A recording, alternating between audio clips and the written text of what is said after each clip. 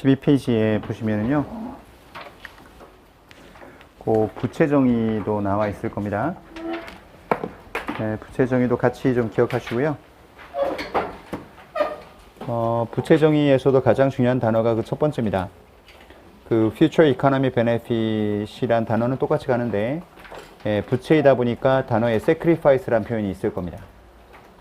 아까 future economy benefit 같은 경우는 돈이 들어오는 거라고 했으니까, sacrifice가 붙어 있으면 돈이 나간다는 의미겠죠. 그러니까 부채는 미래에 돈 나갈 가능성이 probable 해야 된다라고 되어 있는 겁니다. 그게 가장 중요한 정의니까 그것만 잘 체크할게요. 부채도 여러분들 그 정의에 돈이 나가야 될 가능성이 뭐일 때 부채로 간다라고 되어 있죠. probable이라는 단어가 있었잖아요. 그럼 100% 확정이 되지 않아도 돈이 나갈 가능성이 높으면 부채를 잡아줘야 되는 겁니다.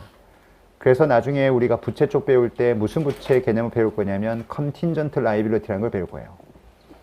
contingent란 말의 의미가 뭐죠? 확정이 안 됐다는 소리예요. 그런데 회사는 때에 따라서 그 확정되지 않은 그 부채도 장부에 잡아야 될 때가 있다는 소리입니다. 예를 들어서 내가 소송에서 지금 피고가 된 상태인데 1심에서 졌어요. 그리고 내가 항소를 했습니다. 그러면 2심에 걸려 있는 거죠. 근데 1심에서 내가 패소했는데 손해배상을 한 10억을 해줘야 된다고 판결이 난 거예요. 나는 그 판결에 항소를 한 거예요, 지금. 항소를 한 상태니까 아직까지 내가 줘야 될 금액이 확정된 건 아니죠. 하지만 1심에 졌다는 것은 여러분들 그 이후에도 질 가능성이 상당히 높은 거 아니겠습니까? 그러면 1심에서 통상 지면 장부에 보통 부채를 회계사가 와서 잡으라고 해요. 소송 충당 부채라고 해서. 그런 게 부채가 잡힐 수 있는 이유가 뭐냐? 부채 정의해 보시면은 나가야 될 가능성이 뭐이라면 probable 하기만 하면 장부에 부채를 잡도록 되어 있기 때문에 그런 contingency의 경우에도 장부에 부채가 잡힐 수 있다라는 논리적인 배경이 되는 거죠. 자, 그 정도만 지금은 기억하시고 다시 돌아오세요. 18페이지. 자, 18페이지에 보시면은 여러분들 그 자산 재무상태표가 쭉 나올 텐데 일단 그 재무상태표의 맨 위에 여러분들 제목 가시면은 회사 이름이 나오고 우리 밸런스 시트라고 되어 있는데 그 밑에 as of라는 표현이 있을 거예요. 그 as of라는 표현도 좀 기억하시고 재무상태표는 여러분들 뭔가 이 누적된 숫자를 보여주기 때문에 as of라는 표현을 쓰는 거예요. 근데 오른쪽에 손익계산서 한번 가서 보세요. 손익은 보시면은 여러분들 그 제목에 as of라는 표현이 되어 있지 않고 뭐로 되어 있을 거냐면 for the year end라고 되어 있을 거예요. 얘는 기간 개념이죠. 그러니까 내가 어떤 잔액을 보여주는 개념이 재무상태표고 손익계산서는 여러분들 기간의 개념을 보여주는 게 손익계산서라는 거 아시고 따라서 위에 제목도 다른 표현을 쓰고 있다는 것도 한번 눈여겨봐 주시고요. 자, 자산 쪽 가서 뭐 유동자산, current asset, 그 다음에 non-current asset 솔직히 뭐 요런 두 개의 구분은 그렇게 썩 중요하진 않아요. 물론 회계 우리 처음 원리 배울 때는 뭐 배우냐면 뭐 current asset과 current liability 두 개 비교하는 걸 보통 우리 유동 비율 뭐 해서 current ratio 그래서 유동 부채보다 유동 자산이 커야 된다. 뭐 그래야 회사는 유동성 문제가 없다. 뭐 그런 거를 이제 회계 원리 시간에 배우고 저도 그런 줄 알았는데 막상 실무 가보니까 유동 자산에 비해서 유동 부채가 큰 기업도 되게 많은데 30년 동안 잘 가요. 그래서 이거보다 이게 크다고 해서 회사가 망하거나 그러지는 않습니다. 왜냐면 이거 1년 내에 갚아야 되죠. 1년 내에 현금 들어오는 거잖아요. 그럼 이론상 1년 내에 갚아야 될 돈이 들어오는 돈보다 많으면 망할 수 있지. 근데 왜 안 망하냐? 요 유동부채 중에 가장 대표적인 유동부채가 뭐냐면 account payable, 그 다음에 short term borrowing이에요. 근데 단기 차입금은요, 1년 내에 갚아야 되는 차입금이지만 보통 은행 입장에서는 회사가 정상적으로 고잉하면 그 단기 차입금은 계속 만기를 연장해 준다고. 그러니까 실제 유동부채 잡혀 있지만 계속 리파이낸싱이 돼요. 그러면 멀쩡한 기업은 솔직히 유동자산에 비해서 유동부채가 커도 잘 가. 또 어카운트 페이어블 vendor한테 줄 돈이잖아요. 근데 줄 돈은 한 6개월 후에 주는 거야. 근데 여기에 잡혀있는 여러분들 자산 중에 리시버블 있죠. 돈 받는 건 보름 내 받아. 그럼 돈 잘 돌아. 문제 없다고. 그게 대표적인 이커머스 업체인 거예요. 여러분 티몬이나 위엠프 사건 터졌잖아, 작년에. 그 사건 터지면 나는 재무제표를 열어봐요. 왜냐면 기사하고 FS가 맞아야 될 거니까. 그럼 여러분들 기사를 딱 보는 순간 먼저 그림을 그려봐. 이 회사 재무제표는 어떻게 이런 현상이 터지면 어떻게 생겨 먹었을까? 한번 그려보는 거야. 그 가서 파이낸셜 딱 봐? 봤더니 예상이랑 맞아. 역시 그렇지. 자, 그 이커머스 업체는 여러분들 내가 항상 말하지만 이 플랫폼 회사들, 쿠팡이나 네이버나 아니면 여러분들 뭐 G마켓 이런 데들 지금 거의 쿠팡이 장악하고 있죠. 그 다음 네이버가 따라가고 있고, 근데 이제 쓱닷컴 여러분들 이제 그 내가 볼 때 쓱 없어질 것 같아요. 그 조영진 부사장이 똥손인데 그 G마켓 인수하고 여러분들 했지만 작년에 적자 났잖아요. 그래서 지금 여러분들 거의 뭐 최강수로 지금 그 중국의 어디죠? 그쵸. 알리랑 지금 제휴를 했어요. 모르겠습니다. 그 전략이 과연 맞을지 모르겠으나 그만큼 힘들다는 거예요. 근데 중요한 건 어쨌든 여러분들 그런 전자상거래하는 플랫폼 회사들은 소비자가 있고 판매자가 있으면 누구한테 돈을 버는 거냐면 소비자한테 돈을 버는 구조가 절대 아니에요. 여러분들 플랫폼 가서 물건 살 때 솔직히 굉장히 돈을 많이 냈다는 느낌이 들어요. 나한테는 굉장히 편한 것 같아요. 되게 편하지 않습니까? 물건도 되게 싸게 사고 아침에 문 열고 나오면 항상 배달돼 있고. 플랫폼이라고 하는 여러분들 그 어원이 뭐예요? 사람이 모이는 장소란 소리예요. 그럼 플랫폼 회사의 가장 막강한 힘은 뭐냐면 거기 소비자를 많이 모을수록 플랫폼의 가치는 올라간다 보셔야 돼. 그럼 그걸 많이 모으려면은 소비자들한테 뭘 많이 줘야 되겠어요? 프로모션 많이 해야 되겠죠. 그래서 싸게 공급하고 뭐 멤버십 가입하게 되면 로켓 배송으로 매일 바로 딜리버리 시켜주고, 그래서 고객을 많이 끌어모아. 고객한테는 돈을 많이 벌지 않는다고. 그런 다음에 판매자를 찾아가는 겁니다. 셀러들. 셀러한테 돈 버는 거예요. 어떻게? 야, 여기 내가 사람 많이 모아놨어. 너 여기 와서 물건 팔아봐. 그러면 대박 많이 팔릴 거야. 대신에 딴 데 가서 팔면 판매 대금의 10%만큼 네가 커미션 내는데 우리 플랫폼 와서 팔 때는 한 15% 내. 대신 사람 많이 모였으니 여기서 팔면은 매출이 많이 늘 거야. 그럼 판매자 입장에서는 어때요? 아니, 소비자가 없는 플랫폼에서 내가 뭐다? 10% 내는 것보다는 15% 내더라도 여러분들 커스터머 많은 곳에 가서 물건 파는 게 유리한 거잖아. 그죠? 그건 당연한 겁니다. 그러다 보니까 판매자가 막 들어오기 시작하는 거예요. 그럼 판매자가 많아진다는 것은 거기에 물건 판매하는 포트폴리오가 다양해지고 있다는 소리예요. 그러면 그 포트폴리오 다양해지니까 누가 더 많이 와? 소비자 또 많이 몰려오겠지.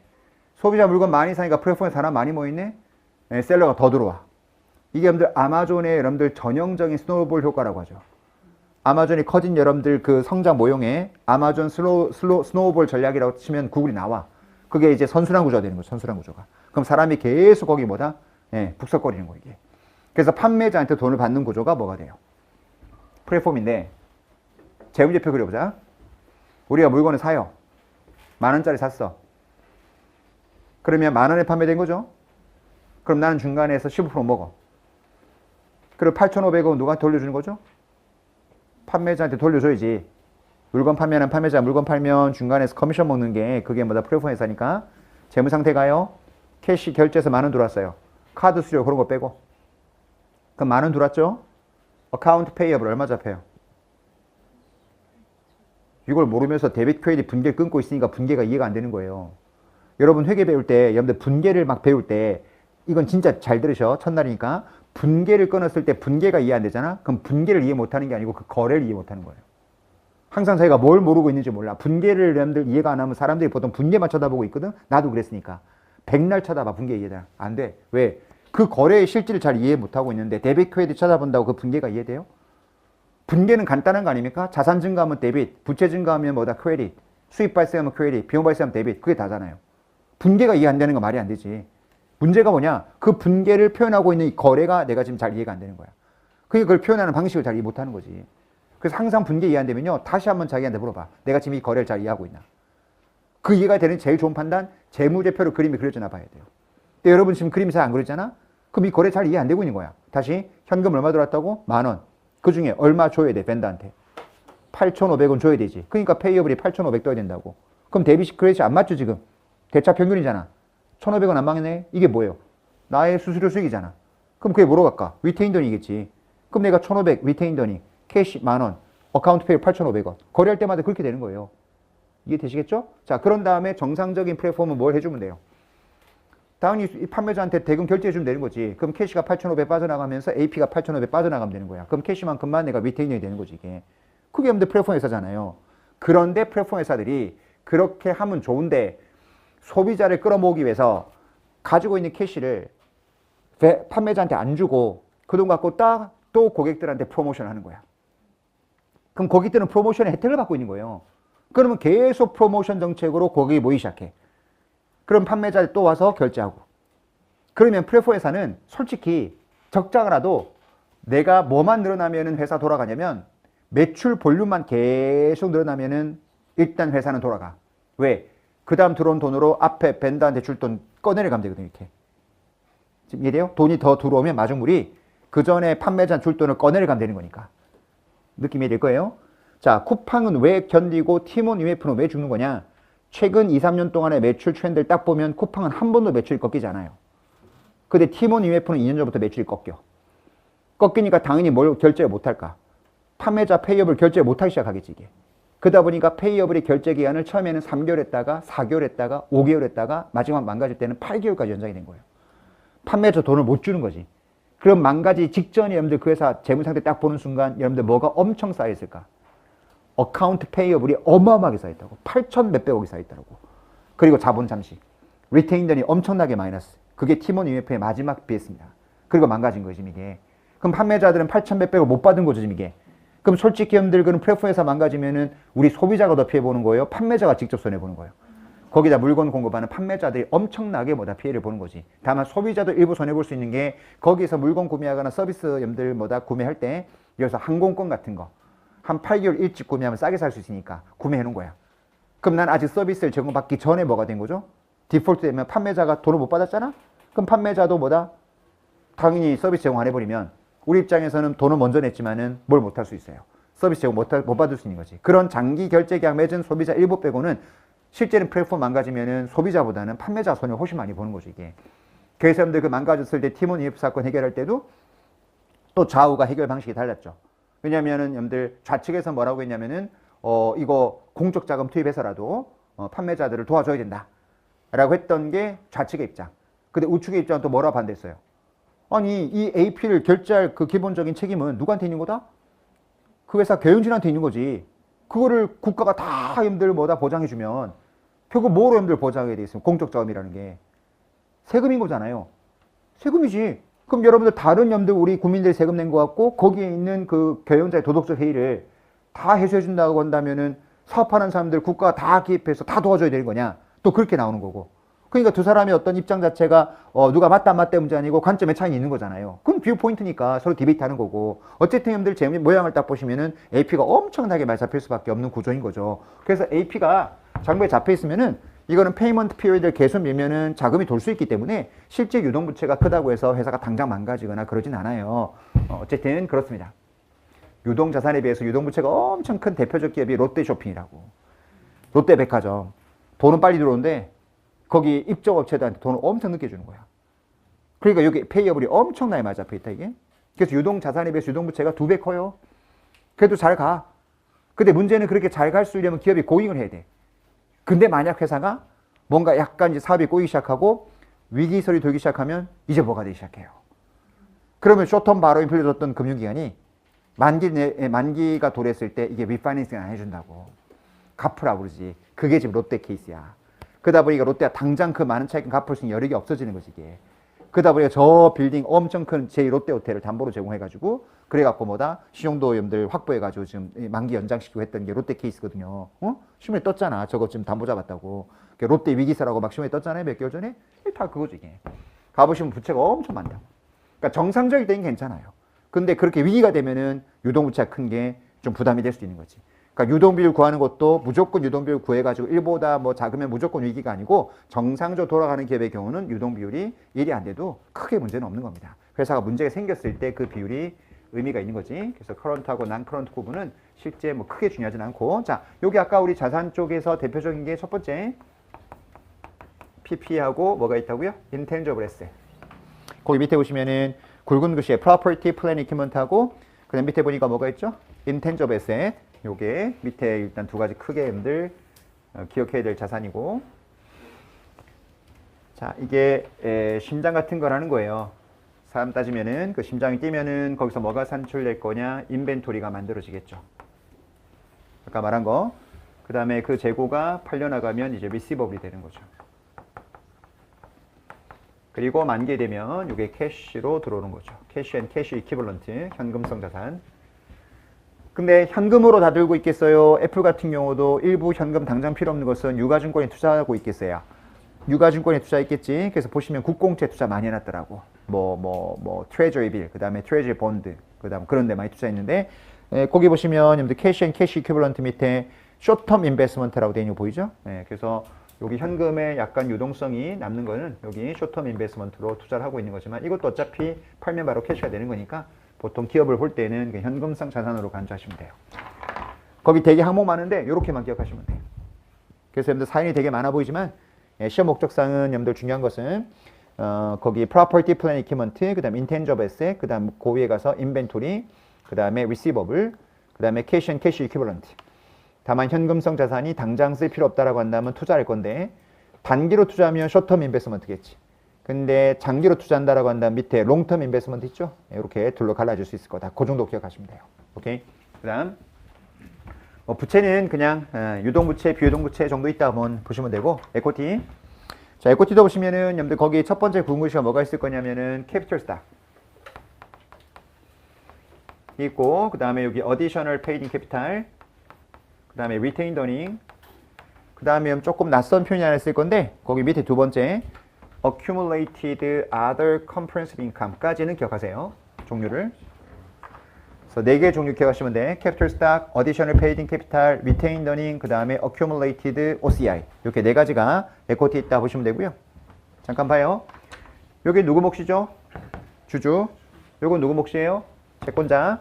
그러면은 주주하고 채권자 몫이 이렇게 표시가 되는 건데 이게 주주 몫이에요. 자, 주주 입장에서는 여러분들 회사 입장에다가 회사에다 돈을 투자할 때 두 가지가 있을 텐데 첫 번째는 주주 입장에서는 회사에다가 자, 이거 투자해서 너 사업해라고 회사에 뭐다? 넣어준 원금이 있겠죠. 회사에 불입한 돈. 요거 두 개를 뭐라고 하냐? 요거를 contributed capital이라고 그래요. 이게 뭐냐면 주주 입장에서는 회사에다 뭐 해줬다는 거죠? 납입 자본이라고 얘기를 하죠. 그럼 여기 retained earning이 뭐냐? 말 그대로 뭐다? earning을 뭐 한 거죠? retain 한 거예요. 그럼 이건 이익 난 것을 쌓아준 거지. 그럼 요거는 주주가 회사에 돈을 넣어준 거고 요거는 그 돈 갖고 회사가 사업해서 벌은 거지. 그래서 이건 주주가 준 돈, 요거는 번 돈. 이렇게 생각하시면 돼요. 쉽게. 이 정도는 아마 회계원리 시간에 배웠을 거고 그 다음 밑에 accumulated OCI는 여러분들 나중에 무슨 성격인지는 뒤에 가서 설명드릴게. 지금은 요게 있다 정도만 기억하셔야 돼요. 그 뒤에 accumulated OCI. 요것도 실제는 번 돈이 쌓이는 곳인데 요거랑 차이가 뭔지는 나중에 설명드릴게요. 그 다음 다 아시겠지만 여러분들 캐피털 스탁과 APRC의 차이는 뭐예요? 이제 주주가 여러분들 주식을 발행할 때 이제 회사가 주식을 발행할 때 액면가 만약 5,000원이다. 근데 시장에 보니까 주가가 만약에 5만 원이야. 그럼 액면가 대비 10배 거래되고 있는 거지. 자, 그런 상태에서 주식을 발행했어. 5만 원에 발행했다는 거지. 지금 주가 5만 원이니까. 그럼 한 주 발행해서 주주한테 5만 원 투자 받았다. 그럼 캐시가 뭐 돌아요? 5만 원. 그럼 주주가 불입한 게 5만 원이니까 한 줄로 5만 원 이게 써도 돼. 그런데 회계는 한 줄로 5만 원 이렇게 쓰지 않고 여기다가 뭐만큼 쓰는 거죠? 액면가만큼. 얼마 쓰는 거죠? 5천 원. 액면가보다 돈 더 받은 게 요거. additional paid in capital. 그럼 얼마 되는 거죠? 4만 5천 원. 이렇게 되는 게 거기 나와 있는 여러분들 컨셉인데요. 아니 그냥 5만 원 한 줄 쓰지. 회계사님 뭐하러 캐피털 스탁에다가 APRC를 구분해 쓸 거냐? 항상 여러분들 회계는 아까 여러분들 배웠던 거 뭐를 주는 거라고? 유용한 정보를 주는 거라고. 한 줄로 5만 원 써 있는 거하고 5천 원, 4만 5천 원 써 있는 거하고 뭐가 더 유용한 정보라고 회계 기준 만든 사람들이 본 거죠? 5천 원, 4만 5천 원 쓰는 게 5만 원 쓴 거보다는 더 유용하다고 본 거예요. 그럼 왜 유용한 거냐? 여기 5천 원, 4만 5천 원 딱 돼 있는 순간 아, 이 회사가 총 주식을 몇 주 발행했나 알 수가 있어. 그냥 5만 원 써 있으면은 이게 몇 주 발행인지 알 수가 없다고. 근데 여러분들 여기 캐피털 스탁 쪽에는 뭐만큼만 쓰는 거다? 액면가만큼만 쓰는 거예요. 이건 액면가 더 받은 거고. 근데 보니까 5천 원 써 있어. 근데 회사 액면가 5천 원짜리야. 그럼 한 주 발행한 거지. 이해되죠? 그럼 한 주 발행했으니까 여러분들 이것도 구할 수 있는 거야. 그럼 삼성전자 딱 보면 여러분들 거기 캐피털 스탁이 얼마 돼 있냐면은 기억이 가물가물한데 한 10조 있나? 한 1조 있구나. 액면가 딱 보는 순간 액면가가 이만큼이야? 그럼 액면가 딱 나눠. 그럼 뭐가 나오지? 총 발행 주식수. 그럼 거기다가 종가를 딱 때리면 뭐가 나오죠? 시총이 나오는 거야. 그지? 네이버 안 봐도 시총 구할 수 있다는 거지. 캐피털 스탁만 딱 보는 순간 아, 액면가 5천 원짜리니까 나누면 총 발행 주식이 몇 주겠구나. 그럼 어제 종가를 딱 곱하는 순간 이 회사 전체 시가총액은 이만큼이겠구나. 이런 것도 알 수 있고 비상장 회사 같은 데 감사 나갔는데 보니까 여러분들 비상장 회사는 여러분들 지분이 분산돼 있지 않고 보통 오너가 100% 다 가지고 있잖아요. 패밀리가. 근데 거기에 비상장 회사가 오너가 100% 가지고 있는 거 내가 그렇게 알고 있었는데 딱 BS를 보니까 캐피털스 밑에 APIC가 있어. 그럼 그 회사는 주식을 발행할 때 액면가보다 뭔가 좀 더 받은 적이 있다는 거잖아요. 근데 패밀리가 오운다는 컴퍼니는 만약에 내가 주주로서 돈을 넣어야 될 필요가 있을 때 액면가보다 그 회사 가치가 올라도 절대 그냥 액면가만큼 돈을 넣지 액면가보다 돈을 더 넣진 않아요. 자기가 혼자 우리 회사 가치는 5만 원이 된 것 같아. 근데 액면가 5천 원이니까 내가 한 주당 5만 원에 넣어야지. 그럼 또라이는 없다고. 그냥 5천 원에 내가 돈을 넣지. 그런데 API가 있다. 그러면 이건 100% 제3자 투자 받았다는 소리예요. 그 회사의 제3자가 그 회사 투자를 했다는 소리라고. 그럼 딱 투자를 했다고 한다면 투자한 사람은 액면가보다 돈을 더 가치를 평가해서 투자했을 거 아니겠어요. 그럼 당연히 그 회사는 뭐가 떠 있어? API가 떠 있다고. 그럼 만약에 봐봐. 캐피털 스탁이 5천 원 돼 있는데 어디셔널 페이드 캐피탈이 4만 원 이렇게 돼 있어. 그럼 액면가 5천 원짜리인데 여러분 APS가 4만 원이니까 4만 5천 원에 발행된 거라는 거잖아요. 그러면 액면가 대비 몇 배인데 그 회사 주가에 투자를 받았다는 소리예요. 9배 투자를 받았다는 거지. 그럼 딱 보는 순간 그 회사의 기업 가치는 한 이 정도를 지금 제3자가 바라보고 있구나. 이런 것도 우리가 생각해 볼 수 있으니까 한 줄로 되어 있는 것보다는 여러모로 봤을 때 두 줄로 액면가보다 더 받은 금액을 표시하는 게 더 유용한 정보이기 때문에 항상 에코티는 둘로 나눠져 있는 거라 보시면 돼요. 알겠죠? 자본금하고 APIC 둘로 나눠져 있는 거 그런 느낌. 자, 재무상태표는 그 정도 아시면 됩니다. 이 정도만. 나중에 뒤에 가서 더 배울 거고 우리는 주로 이제 이쪽을 많이 배울 거다 말씀을 드렸던 거고. 자, 오른쪽 손익 갈게요. 자, 손익 형태인데 여러분들 거기 멀티플 스텝, 싱글 스텝 두 가지가 있는데 멀티플 스텝 쪽 라인으로 보시면 됩니다. 싱글 스텝으로 작성하는 케이스는 거의 없으니까 왼쪽에 멀티플 스텝을 보시면 되는데 자, 메인 위에 뭘 갖다 쓰게 돼 있죠? 세일즈고. 자, 세일즈에 대응되는 비용이 뭐죠? 매출원가. 매출원가 영어로 cost of goods sold. 빼고 나 뭐가 나오죠? 매출 총익, gross profit. 자, 거기서 뭘 빼게 돼 있나요? 거기 selling admin expense. 판관비죠, 판관비. 그 판관비를 뺄 때 아까 말했지만 미국 빅테크 기업들은 판관비 안에 R&D 비용이 들어가는데 R&D 비용은 통상 따로 세퍼레이트하게 보여주는 케이스가 훨씬 많아요. 자, 그렇게 빼고 나면 뭐가 나오죠? 오퍼레이팅 인컴 나오죠? 영업이익. 따라오세요? 그 영업이익 아래쪽에 뭐가 나오나요? 영업외로 뭐다 수익과 비용이 나오는 거지. 영업의 수익의 가장 대표적인 게 뭐가 있을까? 뭐 이자 수익 같은 거. 그 다음 영업의 비용 쪽에 가장 대표적인 게 이자 비용. 그 다음 요즘은 여러분들 환율 변동이 워낙 심하다 보니까 환변동 손익이 여기 영업의 손익에 되게 많이 들어가죠. 환율 변동 손익. 요즘 환율이 많이 올라가니까 수출하는 회사는 여러분들 환율 이익이 많이 뜨겠죠.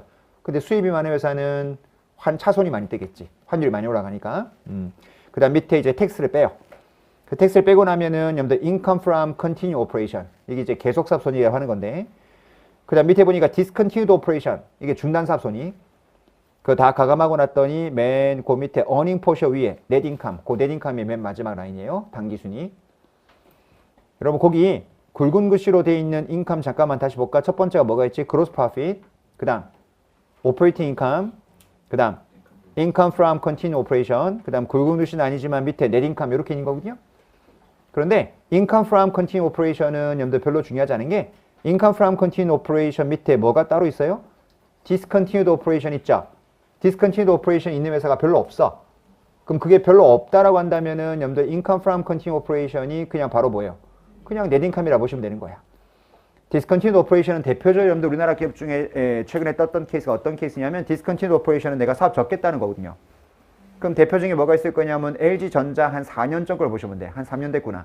LG전자 3년 전쯤에 income state 가서 보시면은 거기 income from continued operation 있고요. 밑에 discontinued operation이 떠 있어. 그런 다음에 net income이 나와. 왜? LG전자가 사업부가 여러 개 있는데 그 중에 한 사업부인 스마트폰 사업을 접었죠. LG가 스마트폰 사업 접었다고. 그럼 접겠다라고 자결정하게 되면 스마트폰 사업에서 발생한 손익을 영업이익 쪽에 집어넣으면 안 되겠지. 그지? 따로 빼야 될 거 아니야. 그래서 스마트폰 접겠다 의사결정하게 되면 그 사업부에 생기는 모든 손익은 별도로 표시하는 거예요. 그게 discontinued operation이라고. 됐죠? 잘 있는 케이스가 들어봐도 아닌 거야. 그래서 discontinued operation은 별로 중요하지 않고요. 그래서 income from continued operation이 거의 뭐랑 같다 보시면 돼? net income이랑 같다라고 생각하시면 돼요. 그러면 한번 정리해보면 자, 손익계산서는 매출액에다가 여기 매출원가를 차감하고 차감하고 나면은 gross profit이 나오겠지. 그 다음에 여기 operating expense를 빼요. operating expense의 가장 대표적인 게 selling, admin expense, 판관비.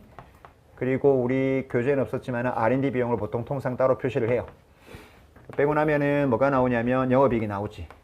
그게 operating profit. 그 다음에 그 밑에 이제 기타 수익, 기타 비용 들어갑니다. other revenue gain. 그 다음에 other expense loss. 빼고 그 다음 마지막에 텍스를 빼요. 그 법인세 빼고 나면 마지막에 나오는 게 넷인컴이다. 이렇게 기억하면 돼요. 거기 중단사 손익은 별도로 제가 언급하지 않을게요. 이 정도 손익만 기억하시면 되는데 이제 조금만 더 얘기하고 Financial Statement는 여러분들 대강 마무리할 텐데 자 여기 영업이익이 있어요. 그 다음에 여기 매출총이익이 있고 그 다음에 당기순이익이 여기 있는데 보통 여러분들 기업들 실적 발표할 때 여기 이익 프로핏 개념 중에서 어떤 프로핏 금액을 가장 많이 여러분들 신문에서 실제로 많이 얘기하죠? 영업이익, 요 오퍼레이팅 프로핏이 얼마가 늘었다 줄었다 이 얘기를 많이 하죠. 보통 영업 매출총 이익 기준으로 말 얘기 안 하지. 보통 넷인컴 기준 잘 얘기 안 해요. 보통 요 영업이익 기준으로 얼마 이익 났다, 뭐 전분기 대비 얼마 늘었다 줄었다 이렇게 말을 많이 하는데 제가 항상 이제 그 회계 강의할 때 중요하게 많이 강조하는 건데 왜 기업들의 이 영업이익을 가장 중요한 이익이라고 기업들 실적 발표할 때 많이 얘기할까? 이론적으로 왜 영업이익을 왜 가장 중요한 이익이라고 생각할까? 요걸 한번 좀 얘기해보고 넘어가야 돼요. 왜? 저게 이해가 돼줘야 이제 여기서 배웠던 손익계산서와 여기 BS가 서로 연결이 되거든요. 이게 연결될 수 있는 가장 중요한 이해 포인트가 요 오퍼레이팅 프로핏 요 포인트인데 갈게요. 자, 우리 영업이익이 기업의 실적을 뭔가 평가할 때 가장 중요한 재무적 숫자로 많이 회자가 되는데 왜 그럼 영업이익이 중요한 거냐? 이걸 얘기하기 앞서서 어떤 기업이 일단 재무적 관점에서 이 기업은 참 좋은 기업이다. 재무적 관점에서 이 기업은 참 좋은 기업이다라고 우리가 디파인 하려면 여러분 생각에 어떤 기업이 재무적 관점에서 좋은 기업일까요? 자, 재무적 관점에서 어떤 기업이 좋은 기업일 거냐를 일단 생각하기 전에 그러면 우리 HR 관점, 그러니까 휴먼 리소스 관점, 인사관리 측면에서 좋은 기업은 어떤 기업이냐 누가 물어본다면 아까도 말한 것처럼 그 조직이 조직 구성원들의 모티베이션을 잘 시켜주는 기업이 그게 좋은 기업이겠죠. HR 관점에서는. 그러니까 동기부여라는 건 여러 가지 방법으로 동기부여 되겠지만은 여러분들 가장 중요한 게 금전적인 보상, 아니면은 충분한 워라밸, 아니면 자기 개발의 기회를 많이 주는 기업들, 그런 기업들이 모티베이션 잘해주는 기업인 거지. 이 세 개가 다 된다면 진짜 완벽할 수 있는 거고. 근데 세상에 존재하지 않는 직장인 거죠. 세 개가 다 만족된다는 게. 자, 어쨌든 전 그래요. 세 개 중에 두 개만 만족해도 좋은 직장이라고 합니다. 자기 개발이 잘 되던가, 아이 워라밸이 잘 되던가, 아니면 금전적인 보상을 확실하게 주던가. 근데 세 개 중에 두 개가 별로 없어. 하나 정도는 있어. 두 개가 만족하는 거 쉽지 않다, 여러분? 직장 좋은 데 다니다 봐. 항상 우리 회계사들한테도 내가 두 개 정도는 어떻게 달성할 수 있게 노력해 줄게. 근데 워라밸은 포기해라. 그럼 두 개 딱 남는 게 딱 그거밖에 없죠. 딱 인터뷰할 때 얘기해요. 워라밸은 없다. 대신에 확실하게 인센티브는 줄게. 예, 그렇게 말하면은 학생들이 저기 거의 온다고 그래요. 진짜로. 근데 한 2년 한 다음에 못 하겠대. 너무 힘들대. 나는 그러거든요. 힘들다라고 하는 기준도 참 상대적인 것 같다. 자기가 일을 하면서 이제 그러면 이제 꼰대가 되는 거 이제. 여러분, 난 꼰대라고 해도 상관없어요. 왜냐하면 젊은 친구들은 여러분들 회계사는 특히 전문직은요. 젊었을 때 경험 많이 해. 그게 뭐다? 나이 들어서 그게 엄청난 밸류가 된다고. 근데 젊은 친구들이 힘들다고 중간에 안 하려고 하잖아? 그러면 그 친구한테는 어사인을 더 이상 하지 않습니다. 저는. 원하니까 안 하는 거예요. 그럼 인센 안 주면 되는 거죠. 근데 인센 안 주는 건 중요하지 않아요. 젊었을 때 기회를 다른 사람이 하는 걸 못한다? M&A도 못 해보고 M&A도 아웃바운드 해외 가서 실사도 해보고 이런 걸 해봐야 실력이 늘지. 그런 걸 안 하고 그냥 편하게 지내겠다? 그러면 회계사 하지 말았어야죠.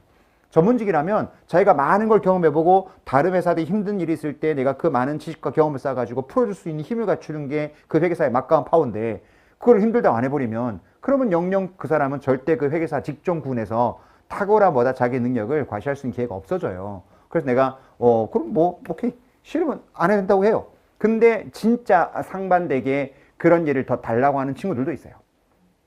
지금 요번에 요 아이파 출신 3명을 내가 요번에 인턴을 뽑았거든요. 미국 회계사 시험 붙은 친구들. 그래서 인턴 3개월 딱 해보고 감사 시즌 끝나고 난 다음에 괜찮으면은 내가 정규직으로 바꿔주겠다라고 하면서 그럼 3개월 동안 저도 보지만은 이제 인차지들 같이 일하는 이제 회계사들이 그 친구들 모니터링 하겠죠. 근데 참 여러분들 그게 재밌는 게 사람을 보는 눈은 똑같아. 그러니까 나는 말을 보통 안 하는 편인데 내 마음속 쟤는 애티튜드가 어떻다. 리더는 말하면 좀 그러니까 마음속에 하는데 그럼 내가 의견을 물어봐요. 거기 이제 이사들급 한 4-5명한테 그럼 4-5명이 비슷하게 나와. 사람에 대한 피드백이. 그죠? 내가 봤던 그 친구는 걔들도 걔는요 일했는데 분명히 걔가 이게 바쁜 거 아는데도요 혹시 자기가 더 할 수 있으니까 그거 자기한테 기회 주면 한번 최선 다해보겠다고 하면서 일을 더 달라고 한대. 근데 달라고 하고 일 엉망을 하면 더 죽여버리고 싶겠죠. 근데 밤새 서베 해가지고 다 정리해서 온대. 얼마나 기특해요. 그건 하겠다는 의지잖아. 근데 또 참 그 말 한마디가 참 점점 꼰대가 되나 보다. 말 한마디를 저번에 12월 말 이제 우리 부서 회식하는데 자기는 힘들긴 한데 그 조사하고 막 조사하면서 자기가 과거에 배웠던 거 하나씩 막 기억나고 하면서 할 때마다 너무 기분이 좋대. 그게 형식적인 말이 됐던 그 옆에 있는 이제 그 또 다른 애들은 야너 직장생활 잘하는 것 같다 하면서 또 막 하지만 근데 사람이라는 게 그게 빈말로 하는 거일 수도 있지만 그 말하는 그 순간에 그 친구의 말하는 태도는 진짜 진실되게 보였거든요. 그리고 실제 일하는 거 보면 알잖아. 되게 열심히 하는 액티를 딱 보이면은 그거는 저만 느끼는 게 아니고 같이 나간 프로젝트 하는 그 의뢰인의 회사 쪽에서도 피드백이 좋게 와요. 그러면서 또 이제 그 친구가 좀 이게 좀 외관이 괜찮거든. 총각이란 말이야. 그러니까 거기 있는 이제 회계팀장이 저 친구 여자친구 있냐고. 소개시켜주고 싶다고. 그렇게 피드백이 오더라고. 그래서 이 사람 보는 눈은 똑같구나. 이런 생각을 하게 되는 거죠. 자, HR 관점에서는 동기부여를 잘해주는 회사가 좋은 회사예요. 근데 재무적 관점에서는 그럼 좋은 회사는 어떤 회사일까? 라고 생각해보면 재무적 관점에서 좋은 회사는요. 쉽게 말해서 그 회사에 투자해준 이해관계자들한테 많은 부를 안겨다 주는 기업이 좋은 기업이야. 재무적 관점에서는 그지. 그럼 봐봐. 여러분 이 회사 지금 이익을 내기 위해서 지금 기업이 가지고 있는 이게 리소스거든. 그 리소스를 1년 동안 막 열심히 돌려갖고 이만큼의 부가가치를 만들어낸 거란 말이야 이게. 그럼 이 리소스를 제공한 사람이 누구예요? 채권자와 주주잖아 이게. 그럼 채권자 주주한테 우리가 리턴을 주는 재무적인 보상의 방식은 채권자는 뭘 주는 거죠? 원금 이자로 갚아주는 거고 얘한테는 뭘 주는 거? 주주한테는 배당을 주는 거지. 그럼 결국 채권자한테 이자 잘 주고 주주한테 배당을 잘 주는 기업이 그게 좋은 기업인 거예요. 배당 잘 주고 주가 잘 올려주는 기업이 재무적 관점에서는 좋은 기업인 거지. 쉽게 말하면. 그죠? 오케이. 그건 동의할 거고. 하나 더. 눈에 보이지 않는 이해관계자가 한 명 더 있어. 채권자 주주 말고. 정부가 있어요. 우리나라는 좀 아닌 것 같은데. 자, 정부가 있어. 정부는 여러분들 기업이 어떤 그 경영활동 하는데 무슨 리소스를 제공하냐? 네. 우리나라는 탄핵의 리소스를 줘요. 근데 자, 정부가 주는 대표적인 여러분들 뭐다 리소스가 뭐냐? 비상기업을 줬구나. 탄핵을 준 게 아니고. 자, 정부가 주는 대표적 재원은 뭐라고 하냐면은 사회 간접 자본이라고 그래. SOC. Social Overhead Capital. 도로, 항만, 교통, 국방, 치안 이런 서비스나 재화를 공급해주고 대가로 뭘 달라고 하죠? 텍스 내라고 하죠. 근데 정부가 제공하는 SOC는 여기 에셋 잡을 수가 없다. 왜? 회사가 자산 잡으려면 뭐 해야 돼? 내가 컨트롤할 수 있어야 돼. 사회 간접 자본 내 거 아니잖아. 내가 통제할 수 없지. 인천항만을 내가 지배할 수 없고 경부고속도로를 내가 지배할 수 없으니까 에셋 잡을 수는 없어요. 그러니까 재무상태표에 나오진 않아. 하지만 정부도 굉장히 중요한 이해관계자예요. 자, 그러면 채권자로부터 투자받고 주주로부터 리소스 제공받고 그 다음에 정부로부터 SOC라고 하는 리소스를 제공받아서 1년 동안 우리가 경제활동을 해서 이만큼 부가치를 창출했다 보여주는 게 손익계산서거든. 그러면 재무적 관점에서 좋은 기업이라고 하는 것은 자 갈게요. 채권자한테 이자 잘 주고 주주한테 배당 많이 주고 주가 많이 올려주고 그 다음에 정부한테 뭐다 세금 많이 내는 기업이 재무적 관점에서는 좋은 기업이거든요. 여기까지는 동의하시죠? 자, 요 질문 다 나왔네. 왜 영업이익이 그 기업 입장에서 굉장히 중요한 여러분들 재무적 관점에서 숫자냐면 바로 영업이익이 그 아까 세 사람의 리소스 프로바이더들한테 1년 동안 줄 수 있는 재원의 크기가 이 오퍼레이팅 프로핏이야. 무슨 말이냐? 1년 동안 오퍼레이팅 프로핏 만들어내잖아요. 그럼 세 사람한테 이걸 엘로케이션 해주는 거라고. 자, 세 사람 중에 누가 제일 먼저 가져갈까? 채권자, 주주, 정부 세 사람 있는데 오퍼레이팅 프로핏 요만큼의 피자 한 판을 구워내면 이걸 세 사람이 가져가게 돼 있는데 제일 먼저 가져가는 사람이 정부라는 생각이 먼저 들면은 김정은이랑 코드가 맞는 거야. 정부가 먼저 가져가는 게 아니야. 내가 힘들 그 대기업 임원 과정 가서 이 질문 많이 던지거든. 의외로 한 절반이 정보가 나오더라고. 그럼 내가 북한 가치라고 그랬어. 아니면 중국 진출하던가. 정보 아니요. 채권자가 제일 먼저 가져가죠. 뭐로 가져가요? 이자. 그 다음이. 이젠 또 주주야? 나는 북한 싫어? 그 다음 정부지 맹꽁이들아. 응? 그 다음에 주주가 가져가는 거야. 자, 여러분이 지금까지 얼마나 인컴 스테이트먼트를 영혼 없이 공부했는지를 지금 피드백을 내가 느낀 거예요. 인컴 스테이트먼트는 연도 좀 친숙하게 많이 알고 있는 거 있잖아. 근데 인컴 스테이트먼트에 분배표가 나와 있다는 거를 다시 한번 생각하고 들여다봐요. 오퍼레이팅 프로핏 연들 산출했죠? 여기 오퍼레이팅 other expense에 빠지는 가장 대표적인 아까 항목이 뭐라고 그랬지? 이자야, 이자. 요게 누가 가져가는 거지? 텍스. 정부가 가져가는 거지. 그럼 마지막에 남은 넷인컴이 누구 거야 이게? 이게 주주 거야. 손익계산서는 이만큼 영업이익 내가지고 세 사람 이해관계자한테 나눠주 뭐다? 엘로케이션 표가 나와 있는 거다 보시면은 조금 다르게 보이기 시작하는 거예요. 손익계산서 개념이. 이해되지 않으세요? 그러면 모두 또 이해가 되느냐? 아, 그래서 기업이 뭔가 의미가 있으려면 뭐를 극대화해야 되는구나. 오퍼레이팅 프로핏이 극대화돼야 기업의 존재 의미가 생기는 거예요. 그래서 모든 기업들 실적 발표할 때 영업이익 갖고 얘기를 하는 거야, 이게. KPI도 영업이익을 많이 뭐다? 가지고 KPI를 결정하는 것처럼. 그러면 또 질문할게. 이거 누구 거예요? 주주 거지. 여러분, 주주한테 주는 염들 인컴을 영어로 뭐라고 뒤집면 돼 있어요? net income이죠. 영어 표현을 다시 한번 느껴봐. net income. net라는 거는 다 뭘 차감하고 남았다는 소리야. 그럼 주주 관점에서 이만큼 피자 한 판 구웠는데 채권자 목 띄워주고 정부 목 띄워주고 그리고 나한테 이만큼 남았다는 거야. 그래서 영어로 net income이야. net income. 다 띄워내고 이만큼 남았다는 거지. 우리 영어 표현으로 net of tax. 무슨 말이에요? 텍스를 빼고 남는 금액이라는 소리잖아. 그지? net of tax, net income, 채권자 이자 띄어내고 정부 세금 띄어내고 이만큼 네토 남았다는 거지. 자, 그래서 우리 회계원리 배울 때 죽자고 맨날 배우는 거 장부 마감이라는 거 배우죠. 장부 마감할 때 여러분들 기억나지 않아요? 여기 손익의 마지막 나온 net income은 어디가 쌓인다고 배웠지? 그렇죠. retained이 쌓인다라고 나는 외웠었다 옛날에. 그냥 그렇게 마감하는 거래. 그래야 대차가 맞대. 아, 그렇구나. 그래서 기술을 배운 거야. 이론을 생각해봐. net income 누구 거라고? 주주 거라고. 그러니까 어디에 쌓여야 돼? 주주 몫에 쌓여야 되는 거지. 그러니까 당연히 뭐다? net income이 쌓이는 곳은 당연히 retained가 쌓이는 거 이게요. 요건 1년치 숫자, 이건 누적되는 숫자. 이해되죠? 그래서 net income하고 retained 요 두 개 연결고리가 재무상태 손익의 뭐다? 링크 연결고리입니다. 그럼 결국 손익계산서 net income이 우리 BS의 retained 쪽에 빨대가 딱 꽂혀 있다 보시면 돼. 그럼 연들 회계 시스템이 어떻게 숫자 돌아가는지 서로 연계돼서 머릿속에 그려지기 시작한다고 이게. 이게 혈관처럼 보이기 시작하는 거야. 지금 net income이라고 하는 그 숫자는 여러분들 어디에 빨대를 꽂아? retained에 빨대를 딱 꽂아 놓는 거야. 그럼 net income이 생기면 항상 뭐도 같이 넣을까? retained에 넣는 거지. 그러면 net income 늘었다는 건 회사가 실적이 좋아졌죠? 그럼 뭐도 움직여? 재무 상태도 바뀐다는 소리야. 여러분 개인도 1년 동안에 내가 뭐다 연봉이 늘거나 비용 쓰는 게 많아지면은 1년 후에 나의 재무 상태는 바뀌겠죠. 같은 컨셉인 거야. 자, 이제부터 분개로 가지 말고 여러분들 알고 있는 가장 기본적인 거래를 재무제표를 그려가면서 한번 연습해보는 시간을 가지겠습니다. 회계원리 복습이에요. 오늘 첫 시간 전부 전반적인 복습입니다. 여러분들 알고 있는 회계 상식. 들어가요. 자, 은행에서 10억 빌렸어요. 그리고 내가 돈 10억 넣어서 회사 처음에 셋업했어. 재무상태 갑니다. 부채 얼마? 10억. 내가 돈 넣은 게 얼마? 10억. 그러면 내가 캐피털 스탁 쪽에 10억. 그 다음에 부채 쪽에 바로잉 한 거 10억. 그게 캐시 20억. 시작해요. 자, 20억 갖고 raw material 10억 잡고요. 그 다음에 KPX에 10억 투자했어요. 원자재 10억 사고 설비장치에 10억 투자했다고. 그러면 캐시가 뭐다? 20억이 날라가겠지. 다 썼으니까. 그게 raw material, 원재료, 인벤토리겠죠? 인벤토리 10억 들어가고 밑에 PP 쪽에 10억 들어가겠죠. 뭐에는 변동이 없고요. 그죠? 채권자 주주 몫이 10억 있다는 건 변동이 없지. 그게 캐시로 있었다가 뭐로 바뀐 거야? 재고하고 KPX로 바뀐 거지. 이 두 사람이 각각 50%씩 이거에 대한 클레임 가지고 있다는 건 변동이 없는 거잖아요. 가요? 보통 여러분들 설비장치 깔면 내용 뉴스 몇 년 동안 상관 많이 합니까? 여러분들 회사? 5년 많이 할 거예요. 5년 많이 할 겁니다. 근데 우리 1년 동안 생각 바로 한다 가정할게요. 자, KPX 1년 만에 생각했어요.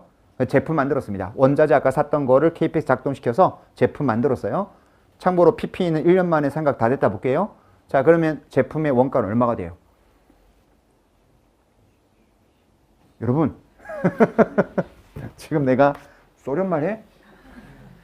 아니 원자재 10억 투입하고 기자재 10억 사서 제품 만들었다고. 그럼 제품 원가는 20억이겠지 맹꽁이들아. 그러면 원자재 10억 없어지고 밑에 PP 사라지고 왜 감가 다 됐으니까 제품이 얼마 돼? 20억이 되겠지. 아니 이거 내가 저널라이즈 해보라면 또 저널라이즈 한다? 재고 없애고 뭐 없애고 제품 끊고 이렇게 하는데 자 재무제표 그려봐? 못 그려. 그러면 안 된다고. 재무제표를 먼저 그릴 수 있어야 된다고. 그래야 모양이 나오잖아 재무제표가. 그런 다음에 이렇게 나타내려면 내가 분계를 어떻게 끊어야 될까? 이렇게 생각했다니까. 분계를 끊어서 올리지 말고 바텀업으로 가지 말고 탑다운으로 가시라고. 그래야 파이낸셜이 보인다니까요. 내 경우는 100% 맞아요. 저도 처음에 바텀업으로 10년 동안 회계사다 보니까 안 보여서 내가 이렇게 핏대 올리면서 얘기하는 거야. 내가 그렇게 못했기 때문에 여러분들 그렇게 돌아가지 마시라고. 탑다운으로 계속 보셔야 파이낸셜이 보이더라고요. 그래서 항상 그림부터 그려보라는 겁니다. 그러면 원자재 10억 빠지고 그 다음에 PP에서 10억 빠지고 대신에 제품이 20억이 생기겠지. 그러면 인벤토리 20억이 되는 거야. 이렇게 이벤트가 계속 발생하는데 뭐는 좀 더 조용해요? 손익은 조용해. BS만 돌고 오는 거지. BS만. 계속 BS만 도는 거야. 왜? 판 게 없으니까. 손익에 아무 영향이 없는 거예요. 갑니다. 20억짜리 30억에 팔았어요. 외상으로 팔았습니다. 크레딧 세일즈 했어요. 크레딧 세일즈. 캐시 세일즈 말고 크레딧 세일즈. 어떻게 돼요? 인벤토리 20억? 없어지겠죠.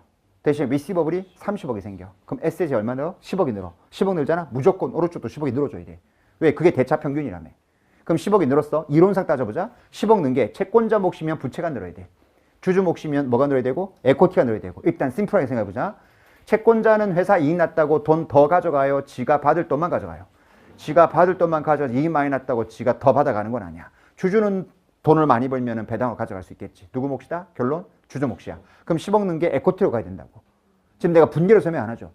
그냥 자기의 경제적인 어떤 당연히 판단으로 모양을 그려가는 거야, 이게. 그거를 표시하는 게 우리가 배웠던 분개라고 하는 저널라이즈거든. 그러면 봐봐. 20억짜리 재고 빠졌어. 채권 30억 생겼어. 그럼 에셋 10억 늘었네? 10억 누구 거야? 아, 에코티 주주 거야? 그럼 주주 몫에 10억을 늘려주면 되는 거야. 다만 주주 쪽에 표시할 때가 맞지만 주주가 불입한 돈과 번 돈은 따로 표시하자고 했어. 그러다 보니까 캐피털 스탁 쪽에 아까 얼마 있었죠? 10억 있었죠. 거기 10억에다 또 10억을 더하지 말고 밑에 리테인드 이어 쓰고 거기다 10억 쓰자는 거예요. 그럼 당연히 주주 몫은 얼마 되는 거지? 20억 되는 거지. 맞죠? 그리고 그 리시버블은 아까 얼마? 벌써 잊어먹었어요? 20억짜리 30억에 팔았다고 이 맹꽁이들아. 그럼 재고 20억 빠지고 채권 30억 생겼지. 됐죠? 그 30억이 마지막 캐시가 들어왔어. 그럼 리시버블 30억이 캐시로 30억 바뀔 때는 부채 자본이 변동이 없는 거예요? 따라왔죠? 자, 그럼 결론. 캐시 얼마 통장에? 30억 있어. 근데 30억 이거 누구 거야 물어본다면 뭐라고 답할래요, 여러분? 내 거 20억이고 10억은 내가 빚 갚아야 될 돈. 이렇게 말하겠죠? 거기 지금 뭐다? 부채 자본이 잡혀 있는 거지. 부채 쪽에 10억 있고 에코티 20억 있잖아. 20억 중에 내가 넣은 게 얼마? 10억. 본 돈이 얼마? 10억. 이렇게 된 거지, 이게. 이게 이제 여러분들 기본적인 재무 모양이라는 거예요. 근데 이거를 여러분들 우리가 보통 분계로 이렇게 배운다고. 물건 팔았어? 인벤토리 죽고. 맨날 죽는데. 맨날 죽어 회계하는 사람들은. 그리고 데빗에 CG 잡고. 그 다음 세일 잡고 AR 잡고. 그 다음 돈 들어오면 AR 죽이고 또 죽여. 죽이고 죽고 막 살인자야. 막 죽고 살리고 막. 그리고 캐시 들어와. 그게 이제 저널라이즈. 근데 저널라이즈 하면은 저널라이즈 이해는 되는데 이렇게 모양을 잡고 보는 거랑 아까 말했지만 분계로 보는 거랑 느낌이 좀 다르다고. 회사가 돌아가는 게 좀 다이나믹하게 보이거든, 파이낸셜이. 그런데 지금 봐요. 재고 20억짜리 30억에 팔았을 때 재무 상태로만 내가 얘기한 거야. 20억 빠지면 30억 늘었겠죠, 리시버블. 그리고 리테인더니 10억 늘겠죠? 라고 말했지만 10억이 바로 절대 ERP가 10억이 바로 안 늘지. 리테인더니 뭐랑 연결돼 있다고? 손익계산서 넷인컴하고 연결돼 있다고. 넷인컴을 타고 들어와야 돼, 원칙이. 리테인드 어닝은. 맞죠? 자, 20억짜리 30억에 팔았대. 드디어 실적이 보고돼야 되겠구나. 팔았으니까. 그러면 손익계산서에 매출이 얼마 꽂혀? 30억. 원가 얼마짜리 팔았지? 20억. 그로스 프로핏 10억. 그럼 쭉 내려 중간에 없다 가정하고 넷인컴이 10억. 그 10억이 딱 찍히는 순간 흘러서 어디에 흘러간다고요? 리테인드 10억이 흘러가는 거지. 그럼 손익계산서도 마감이 되고 BS도 아까 우리 그렸던 그 리테인드 10억이 들어가면서 30억이 딱 마감되고. 됐죠? 여기까지 요게 돌아가는 흐름이에요. 그 연습을 자꾸 하셔야 돼. 그래서 제가 항상 근데 문제 풀 때 분계도 끊어줘서 보여줘요. 근데 그 분계를 끊어서 보여주는 거 앞에 자, 재무제표 한번 떠올려보세요. 어떻게 생기는 게 맞을까? 요런 걸 제가 항상 연습시킨다고. 그럼 항상 이렇게 그려보는 연습을 하시면 돼. 그러면 훨씬 더 이해가 빨리 될 때가 있어. 자, 좀 어려운 거지만 챕터 A에서 하는 거 하나 얘기해줄게. 그러면 전환사채라고 혹시 들어봤는지 모르겠는데 전환사채. 컨버터블 본드, CB. 괜찮아. 뒤에 배울 거니까. 자, 회사채를 발행하면서 채권자한테 뭐라고 하는 거냐면 야, 네가 원하면 우리 회사 주식 바꿔줄게. 이렇게 발행하는 게 컨버터블 본드라고 그래요. CB. 회계처리 배운다 나중에. 가요. 자, 전환사채 발행했다. 그럼 일단은 뭐다? 얘가 주식으로 바꾸기 전까지는 채권자죠. 걔한테 내가 10억을 조달했어. 그럼 캐시 들어오자. 10억. 그 다음 채권 쪽에 얼마? 부채 쪽에 10억. 잡았어요? 근데 걔가 나 이거 주식 바꿀게 하고 전환권 행사하는 거에 대한 회계처리 배운다. 근데 회계처리 나중에 뒤배우겠지만 금방 그려지지 않아? 얘가 뭐로 바꾸겠다고? 아이, 주식으로 바꾸겠다고, 에코티로. 그러면 채권자 지위가 주주 위치로 바뀌는 거잖아. 그러면 재무상태 뭐야? 어떻게 될까? 부채 쪽 10억 끄고 에코티 10억 올려주면 되는 거야. 채권자로 있었던 그 지위가 뭐로 바뀌는 거니까? 주주로 바뀌는 거니까. 그죠? 그럼 BS로 보면 되게 간단한 거야. 채권자 없어지고 부채 꺼지면서 자본주 들어오겠네. 그거를 데빗 크레딧 끊어주면은 그게 CB 전환권 회계 처리할 때 회계 처리라고 나중에. 그래서 그때 회계 처리 설명할 때도 항상 내가 재무 먼저 그려줘. 자, 전환권 행사했어. 경제적으로 채권자가 주주로 바뀌겠죠. 그럼 부채 사라지지 않겠습니까? 그리고 에코티가 늘겠죠. 그럼 이렇게 나타내려면 분기 어떻게 끊을까요? 그럼 분기가 이해돼, 이게. 이해되죠? 그렇게 자꾸 생각을 하는 거예요. 계속요. 지금 내가 말한 그 거래에서 채권자 주주한테 내가 리턴 안 줬어, 지금. 아, 돈 꿔줬으니까 이자 줘야 될 거 아니야. 주주한테 배당 줘야 될 거고. 자, 아까 채권자한테 얼마 빌렸죠? 15 빌렸죠? 이자 1억 주는 거로 가자. 10% 1억. 자, 이자 1억 주기로 했어요. 그럼 캐시 30억 가까이 있어, 통장에. 자, 1억 주자. 그럼 1억 빼. 뺀 다음에 여러분들 부채 1억이 주로 안 주로? 실수하지 말아야 돼요. 아까 채권자한테 줄 돈 10억 잡혀 있는데 내가 지금 1억 준 거는 원금을 갚았어요? 이자를 준 거예요? 이자를 준 거죠. 원금 10억은 주면 안 돼요. 부채는 그대로 10억 스테이. 근데 1억 빠졌어. 채권자는 그대로 있어야 돼, 10억. 그럼 뭔가 이쪽 줄여야 될 거 아니야. 뭐가 줄게? 에코티가 준다고. 회계사님, 채권자가 1억 가져왔는데 왜 주주 몫이 주는 겁니까? 채권자가 10억 빌려준 거에 대한 원금 갚은 적은 없죠? 근데 얘가 빌려준 거로 이자를 1억을 달라고 그랬어. 그럼 1억 이자를 줌으로써 주주는 지가 가져갈 몫이 주게 되는 거야. 그죠? 손익을 표시해 볼게요. 인컴 스테이트먼트. 자, 아까 매출 얼마? 30억. 원가 얼마? 20억. 그로스 프로핏 10억. 오퍼레이팅 프로핏도 10억. 밑에 이자 비용 1억 빠지는 거죠. 그럼 넷 인컴 얼마 돼? 9억이 되는 거야. 그 9억이 흘러가서 리테인드 얼마 쌓이는 거죠? 9억. 그럼 내 몫은 20억이 아니라는 거지. 내가 넣은 돈 10억에다가 내가 번 거는 9억이라는 거야. 그럼 통장에 29억 있는 거는 19억은 내 거, 그 다음에 10억은 채권자 갚아야 될 거, 그 중에 19억은 내가 넣은 게 10억이고 내가 번 게 9억이야. 이렇게 되는 거죠. 이해됐죠? 이자까지 갔어요? 배당도 갑시다. 리테인드 얼마 쌓였어요? 9억 쌓였죠? 9억? 그럼 나는 그 9억을 배당을 다 가져갈 수도 있는 거야. 다 가져갈 수도 있다고. 그럼 나 배당 다 가져갈래? 애플이 그렇게 배당 다 준다는 거잖아. 그럼 캐시 9억이 다 빠져나가. 리테인드 어닝 다 죽이는 거지. 그럼 리테인드 어닝은 제로가 되는 거예요. 자, 그런데 9억까지 주지 말고 그냥 이자만큼만 뺄게. 왜? 재투자도 해야 되니까. 그래서 내가 1억만 빼는 걸 할게. 그럼 1억 빼자. 그러면 여러분들 캐시가 1억 빠져. 그러니까 주주가 지금 1억을 빼갔잖아. 자, 이때 주의할 게 뭐냐? 채권자가 1억 가져가는 건 이자죠. 이자는 인컴 스테이트먼트에 거기 이자 비용 1억 타. 근데 주주가 1억 가져가는 건 지가 번 돈 가져가는 거야. 따라서 손익계산서의 비용으로 절대 들어가면 안 돼. 왜요? 아까 손익계산서의 비용으로 타는 건 누가 가져가는 것만 비용인가? 채권자가 이자 가져가는 거. 정부가 세금 떼어가는 거. 그거만 비용 처리하고 넷인컴을 보여줬어. 그리고 지가 번 거는 리테인드 어닝에 쌓아놨던 거야. 그러면 지는 그 도시락에서만 빼가야 돼. 지가 번 돈 빼가는 건 비용이 아니다 그거예요. 채권자 이자와 정부 세금은 비용이지만 자기가 번 돈은 넷인컴에 표시했다가 RE에 쌓아놓고 RE에서 빼가는 거지. 리테인드 어닝, RE. 이해하죠? 그럼 배당 빼갈 때는 캐시가 빠져나가면서 뭘 바로 줄이면 돼요? 리테인드 어닝이 바로 줄이는 거지. 그래서 회계 올릴 때 배당 주는 회계 처리, 리테인드 줄이고 캐시 나간다고 배운다고. 응? 근데 보면 당연히 이해되는 거잖아. 손익에 반영하면 안 돼. 왜? 손익에 반영되는 것은 채권자와 주주만 반영돼 있거든. 그럼 나는 번 돈을 여기다 쌓아놓은 거야. 여기서 꺼내가는 거거든. 그러니까 리테인드 줄이고 캐시가 나가야 맞는 거지. 이해되죠? 오케이. 그럼 한 발 더 가자. 그럼 똑같이 1억 줬다. 그럼 여러분들 통장 얼마 남아요? 정리해보자. 28억 남지. 부채 쪽 얼마 떠 있다? 10억 떠 있어요. 내 거 얼마 떠 있지? 18억 떠 있어요. 내가 넣은 돈 얼마? 10억. 리테인더니 18억. 근데 넷인컴은 얼마일까? 지금 말 잘못했네. 내가 넣은 돈 10억. 그 다음에 내가 번 게 미안해. 8억. 그럼 내 돈 18억이 있는 거지. 넷인컴 얼마? 내가 지금 거래를 10개를 얘기했어요. 100개를 얘기했어요. 지금 서너 개 얘기한 거야. 이 맹꽁이들아. 넷인컴 얼마 좀 있어? 9억이지 9억. 9억이잖아요. 근데 리테인드 얼마야? 8억. 자, 어떤 회사가 넷인컴을 염두에 뭐다? 리테인드에 박아놓고 한 번도 배당을 가져간 적이 없다고 한다면 그 회사 창사일이 넷인컴의 누적 금액이 리테인드이야. 삼성전자 장유도 말에 리테인드 얼마 쌓이냐? 370조 쌓여있어요. 장유도 말 기준으로 24년도 말 기준으로 370조 정도 쌓여있어. 370조. 삼성전자 지금 창사일이 한 60년 지났거든요. 그러면 설립한 다음에 지금까지 만약에 삼성전자가 배당을 한 번도 준 적이 없다라고 한다면 그 리테인드 어닝은 삼성전자 창사일에 지금까지 모든 넷인컴 누적 금액이 370조라는 소리야. 근데 미안하지만 삼성전자 지금까지 배당 준 거 꽤 있거든요. 그렇다는 것은 지금 BS의 리테인드 어닝은 지금까지 회사가 번 넷인컴 누적에다가 뭐가 빠진 거야? 배당 빼고 남는 금액이 남는 거지. 그래서 아까 지금 내가 드는 케이스로 넷인컴은 9억이지만 리테인드는 8억이었던 거야. 왜? 1억은 배당 가져갔으니까. 자, 이제 애플 케이스. 애플 매년 넷인컴이 100조씩 나와. 100조에서 150조씩. 근데 리테인드는 0이래. 1년에 100조 이상씩 맨날 이익이 나는데. 그럼 100조씩 계속 흘러 들어갔지만은 바로바로 뭐가 되는 거죠? 주주가 배당을 계속 빼간 거지. 캐시가 계속 빠져나가면서 리테인드이 계속 빠지니까 리테인드 어닝이 제로 돼 있다고. 심지어 작년도는 마이너스더라. 마이너스라고. 아, 왜 마이너스인지 묻지 말고. 아, 그냥 제로라고 생각해. 아주 미미한 금액이 마이너스인데 그 다른 이펙트 때문에 마이너스고 일단 리테인드 제로라고 보시면 돼. 제로. 그러니까 그만큼 이익이 마이너스도 리테인드 거의 없는 거지. 바로바로 배당을 줘버리니까. 아까 그 이유는 말씀드렸고 자산의 포트폴리오가 다르다는 거예요. KPS 넣을 필요가 없으니까 바로 주주한테 뭐 하는 거죠? 환원시켜주는 거지. 그럼 질문 들어가자. 그래서 이해가 되는 거다. 애플은 여러분들 외주를 다 줘요. 제주시설을 미국에 안 둬. 여러분 테슬라는 기본적인 우리 전통적인 내연기관하고 매니팩처링 프로세스 다르죠? 달라요. 완전 달라요. 걔는 전기차니까. 전기차를 제일 잘 만든 데가 테슬라잖아. 테슬라는 늘 매니팩처링 프로세스를 미국에 뒀을까? 아니 자기들이 자체적으로 만들까? 외주 줄까? 자체로 만들어. 왜? 자기들이 노하우 가지고 있으니까.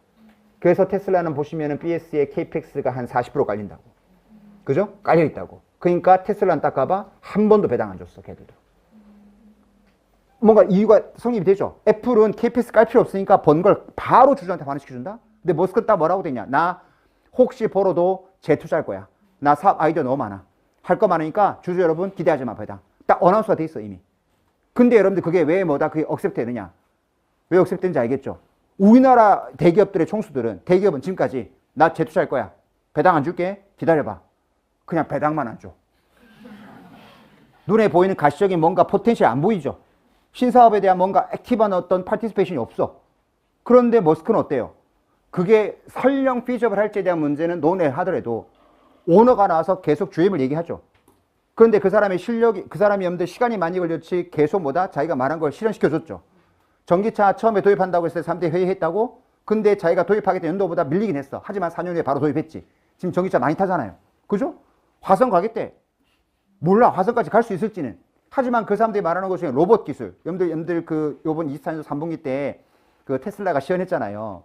시연할 때 보시면 여러분들 그 로봇 기술 그 저기 옵티머스 휴머노이드 나와서 여러분들 막 그 커피도 딸고 와서 막 옆에 막 서빙도 하고 하는 거 봤잖아요. 물론 뭐 조작했다 말도 있었지만은 조작했단 말을 한 사람들은 그 테슬라라고 하는 그 머스크라는 그 사람의 밸류를 굉장히 디프리시하기 위해서 블레임하는 것 저는 그 정도 어드밴스 됐다는 것도 대단하다고 생각했던 게 여러분 로봇 기술의 가장 키 핵심 뭔지 아세요? 그게 손가락의 자유도야.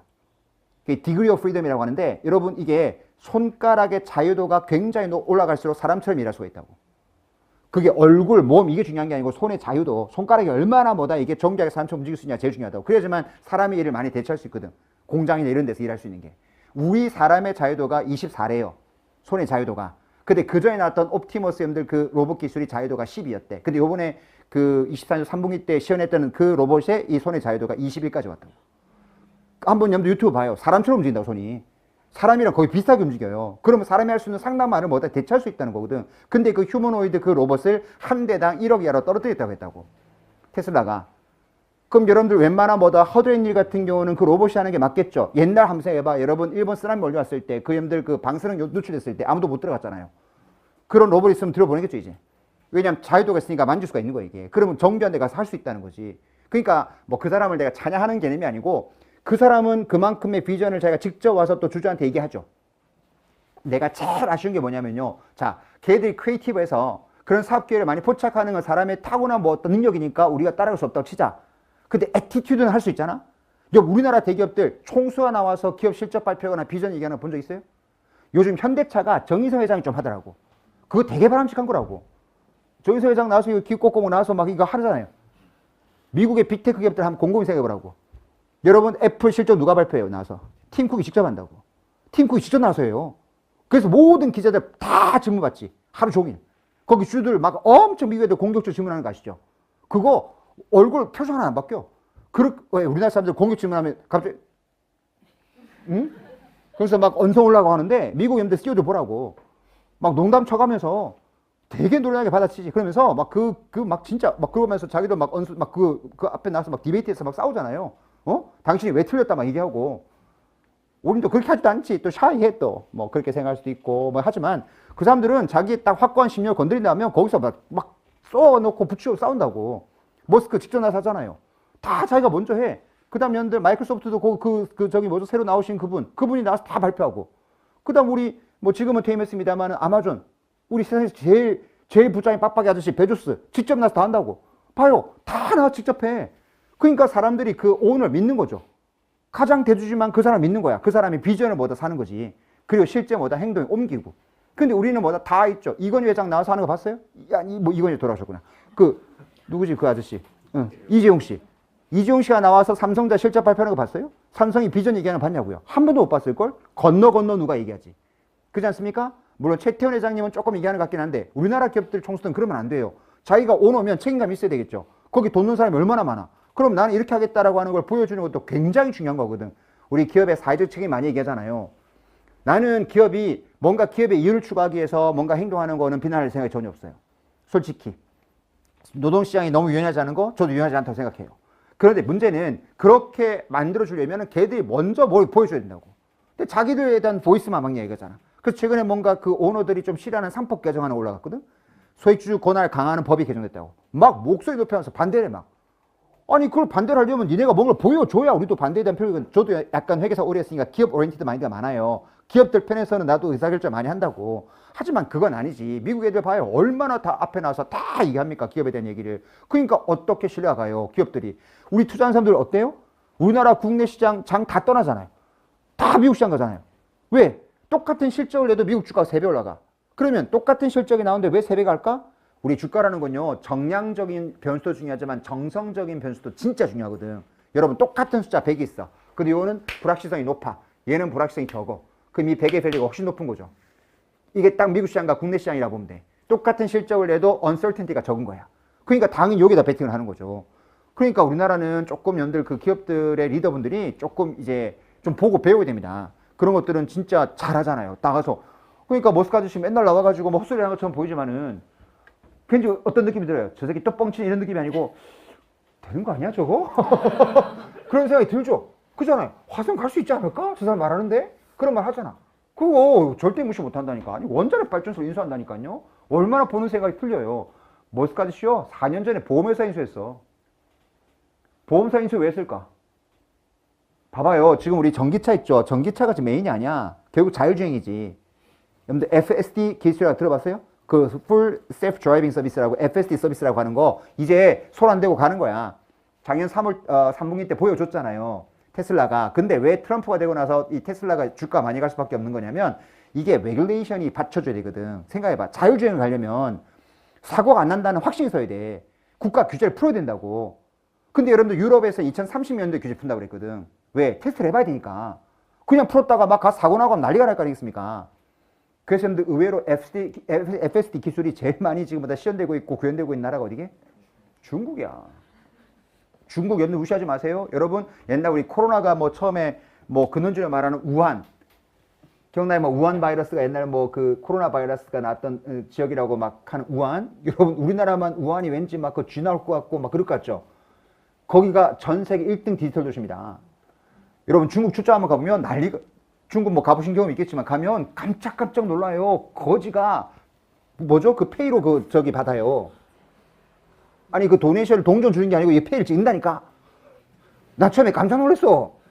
디지털화가 중국이 잘 된 이유가 뭐냐면 우한이라는 도시가 거기는 사회주의 국가잖아요. 통제가 돼. 그러다 보니까 딱 그 도시를 제한해서 자 여기 모두 FSD로 돌려. 사고가 나도 뒤져도 그냥 하는 거야 사람들. 지금 이해돼요? 그러다 보니까 엄청 기술이 발전돼 있다고. 그 전기차 양분하는 놈들 회사가 테슬라하고 놈들 BYD라고 중국 회사예요. 그러니까 중국은 주도화해서 다 그냥 해버리는 거야. 가 투자해줄게 밀어줄게. 약간 그런 측면에서 사회주의 국가가 이게 어느 정도는 또 이게 드라이브하는 힘은 진짜 있는 거야. 그러니까 미국이 계속 두려워하는 거예요. 미국이 우리나라 두려워해요? 안 두려워하잖아요. 중국 왜 두려워할까? 하니까 얘들이. 근데 자본주의 경제에서 못하는 걸 걔들은 해. 사람 죽어 나가도 야 해. 그래서 거기는 무조건 FSD 움직여요. 대박이지. 디지털라이제이션이 제일 잘 된 나라 중국입니다. 중국. 엄청나요. 그러니까 우리나라만 중국을 무시해. 맨날 짱깨라고. 짝퉁 무리는데 짝퉁에서 뭐가 나와요? 창조가 나오는 거야. 그지? 삼성이나 LG도 전자제품 처음부터 못 만들었잖아요. 그 모방하다가 만드는 거예요, 그게. 그러니까 내가 볼 때는 절대 무시 못한 나라가 또 중국이란 나라죠. 어쨌든, 자, 기본적으로 머스크 만들 그 테슬라 나중에 가봐. KPX 많이 쌓여있지. 걔들이 뭐다? 그 보통 말하는 기가 팩토리. 걔들 만드는 뭐다? 팩토리 다 투자하고 있거든. KPX 엄청 쌓여있어, 걔들도. 그러니까 뭐가 없어? 이익은 난다, 테슬라가. 굉장히 이익 많이 나거든. 리테인들이 많아. 근데 뭐 안 줘? 배당 못 주겠대. 캐시가 계속 자기들 뭐다? 신사업하겠대. 거기 아까 말했지만 크립토 커런시도 막 있고. 응? 그러니까 리테인들이 막 많아. 그러다 보니까 부채비율 테슬라 낮아. 왜? 번 거 족족 뭐 하고 있으니까. 재투자 유부시켜놨으니까. 근데 걔들은 캐시로 많이 쌓는 게 아니고 뭐 한 거죠? 여기 쌓아놨지. 그렇게 되는 겁니다. 마소, 마이크로소프트 배당 많이 줄까 안 줄까? 많이 주겠지. 왜? 걔들은 설비장치 까는 회사가 아니잖아요. 그게 캐시가 뭐야? 여기 깔릴 게 별로 없지. 그러다 보니까 뭘 많이 해? 배당 많이 준다? 그리고 마소는 제조업이 아니잖아. 그러다 보니까 마소는 뭐 물론 제조업은 아닌데 서비스 업종이지. 서비스 업종인데 마이크로소프트의 서비스의 가장 대표적인 서비스가 뭐냐면은 클라우드야. 클라우드. 그러다 보니까 클라우드에 엄청 투자가 많이 됐어. 그래서 여러분들 작년도에 클라우드 어카운팅이 들어왔지. 회계가. 여기 들어왔다고 클라우드가. 그 다음 올해 들어온 게 크립토가 들어왔다고. 그러니까 미국 빅테크 기업들이 뭔가 잡히는 클라우드, 크립토 이런 게 있으니까 야 회계에서 알아야 되지 않겠어? 작년에 클라우드 들어왔고 올해 크립토가 들어왔다고. 개정된 게. 이게 돼요. 그러니까 다 추세 따라 가는 거지. 우리나라는 완전히 그렇게 안 돼 있고. 뭐 그래요. 그래서 보셔. 계속 근데 기사 한번 보지 말고 나중에 이제 내가 수업 진행하면서 미국 기업들 재무제표 어디 가서 보는지 내가 보여줄 텐데 우리나라 기업은 어디 가서 보고 미국 기업은 어디 가서 보냐. 그런데 미국 기업 찾으라 하면 또 구글 가. 구글. 물론 구글 가도 돼. 근데 실제 우리나라 재무제표 검색하는 곳이 어디죠? 다트죠. 미국은 에드가라는 사이트가 있다고. 에드가라는 사이트가. 거기 가면 실제 기업들 재무제표가 딱 검색이 돼요. 그럼 검색해서 딱 보면은 아 이렇게 찾는구나. 적응되면 굉장히 빨리 찾을 수 있어. 가가지고 탁탁 열어보고 바로 가서 필요한 거 딱 열어보고 할 수 있으니까 이제 가면서 진도 나가면서 연습을 할 거예요. 자, 그래서 BSIS 그림으로 한번 정리해 본 거고요. 잠깐 앞으로 뺄게요. 17페이지.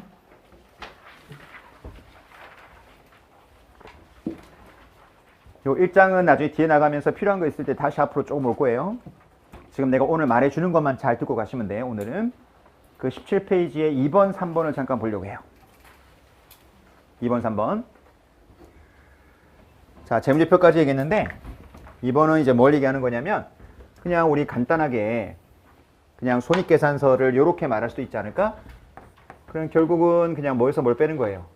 그냥 레버뉴에서 익스펜스를 빼면은 그냥 넷인컴이 나오는 게 손익계산서잖아. 그지? 그런데 우리가 이제 수익과 비용을 인식할 때 언제 인식할 거냐라고 하는 것도 뭔가 기준을 정해줘야 컨셉에서 이 기준을 정해줘야 그래야 우리가 회계에서 수익을 잡을 거 아니겠어요. 근데 여러분 보통 우리 회계에서 수익을 잡는 시점은 돈이 들어와야 수익을 잡는 건 아니라는 거 알죠? 우리가 뭔가 이제 레버뉴를 인식하는 시점이라는 게 있을 거야. 레버뉴 레코니션. 이제 수익을 인식하는 시점이 있을 텐데 수익을 인식할 때 돈이 딱 들어왔어. 그러면 제일 해피한 케이스야. 그러면 캐시가 딱 들어온 것만큼 매출이 잡히면서 그만큼 이익이 뜨고 그게 리테인들이 생기는 거야. 캐시 이퀄 리테인들이겠지. 그런데 보통 보면은 돈이 먼저 들어오는 경우도 있고 돈이 나중에 들어오는 경우도 있다고. 보통 뭐가 더 많아요? 나중에 들어오는 케이스가 많지. 요때 잡히는 여러분들 어카운트가 다 아시겠지만 그게 어카운트 리시버블이죠. 나는 매출 잡았지만 돈이 안 들어왔으니까 채권 잡히겠지. 그럼 회계를 본다면은 내가 100억짜리 물건 팔아서 돈 안 들어왔어? 그럼 자, 매출만 갈게요. 세일즈 100억. 원가는 없다고 가정할게. 그럼 넷인컴도 100억이지. 리테인드 얼마? 100억. 따라오죠? 그리고 자산 주고 뭐가 생겨? 리시버블 100억 생기는 거지. 원가 없이 매출만 얘기하면. 돈을 먼저 받았대. 먼저 받은 게 뭐죠, 이게? 예, unearned revenue죠. 이게 우리나라 말로 뭐 이게? 예, 선수금 또는 선수수익이라고 하는 거죠. 돈을 먼저 받았다는 거야. unearned revenue. 이 unearned revenue는 자산이 부채예요. 부채인 거야. 돈을 100억 받았는데 내가 아직 수익을 인식할 수 없는 상황이라는 거지. 그러면 돈이 100억이 들어왔잖아? 근데 내가 수익을 못 잡아. 그럼 넷인컴도 못 들어간 거지. 그럼 리테인도 영향이 없어. 그럼 잡힐 곳이 어디밖에 없어요? 부채밖에 없지. unearned revenue. 부채로 왜 보는 거냐? 그럼 아까 배웠던 부채 정의로 가보는 거야. 아까 부채 정의가 뭐였지? 뭔가 future economic benefits를 내가 sacrifice 해야 된대. 지금 내가 이 돈을 받음으로써 나중에 내가 뭘 줘야 돼? 기본적으로 내가 재화를 제공하거나 용역을 제공해야 되잖아요. 세크리파이스 해야 된다고. 그러니까 뭐가 맞아? 부채가 맞는 거지.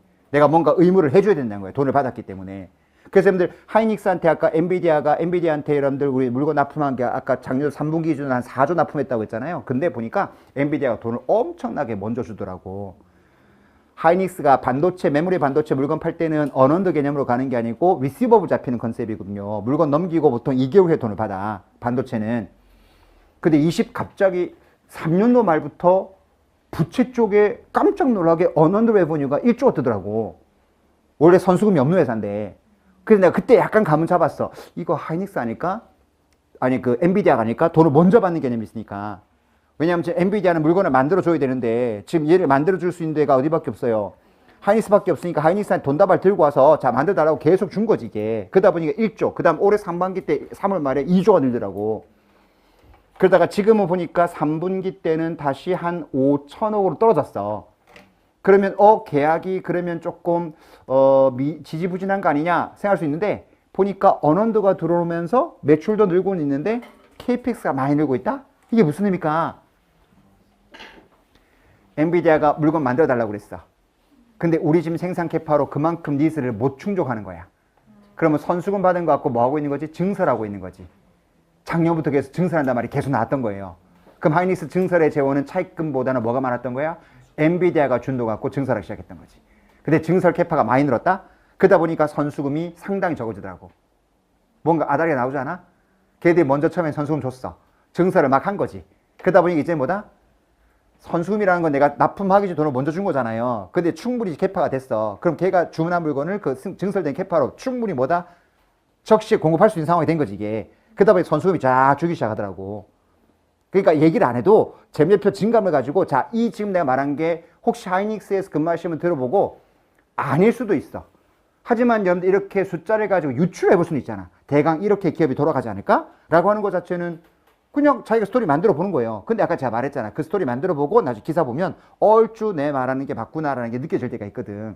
그럼 그게 제일 기분이 좋을 때라고. 내가 어떤 기업의 정보를 보고 내가 캐치한 게 맞아 떨어지는 거니까. 그래서 돈을 먼저 받으면 이게 언언드가 생겨요. 그럼 뭐가 되게 중요해? 그럼 도대체 수익은 언제 인식할 거냐? 그죠? 이게 이제 중요한 거야. 이게 돈 들어오는 시점이 아니고 뭔가 회계에서는 수익을 인식하는 시점이 있을 텐데 언제 인식하면 좋은 거냐? 라고 했을 때 요걸 설명하는 게 챕터 2라는 거지.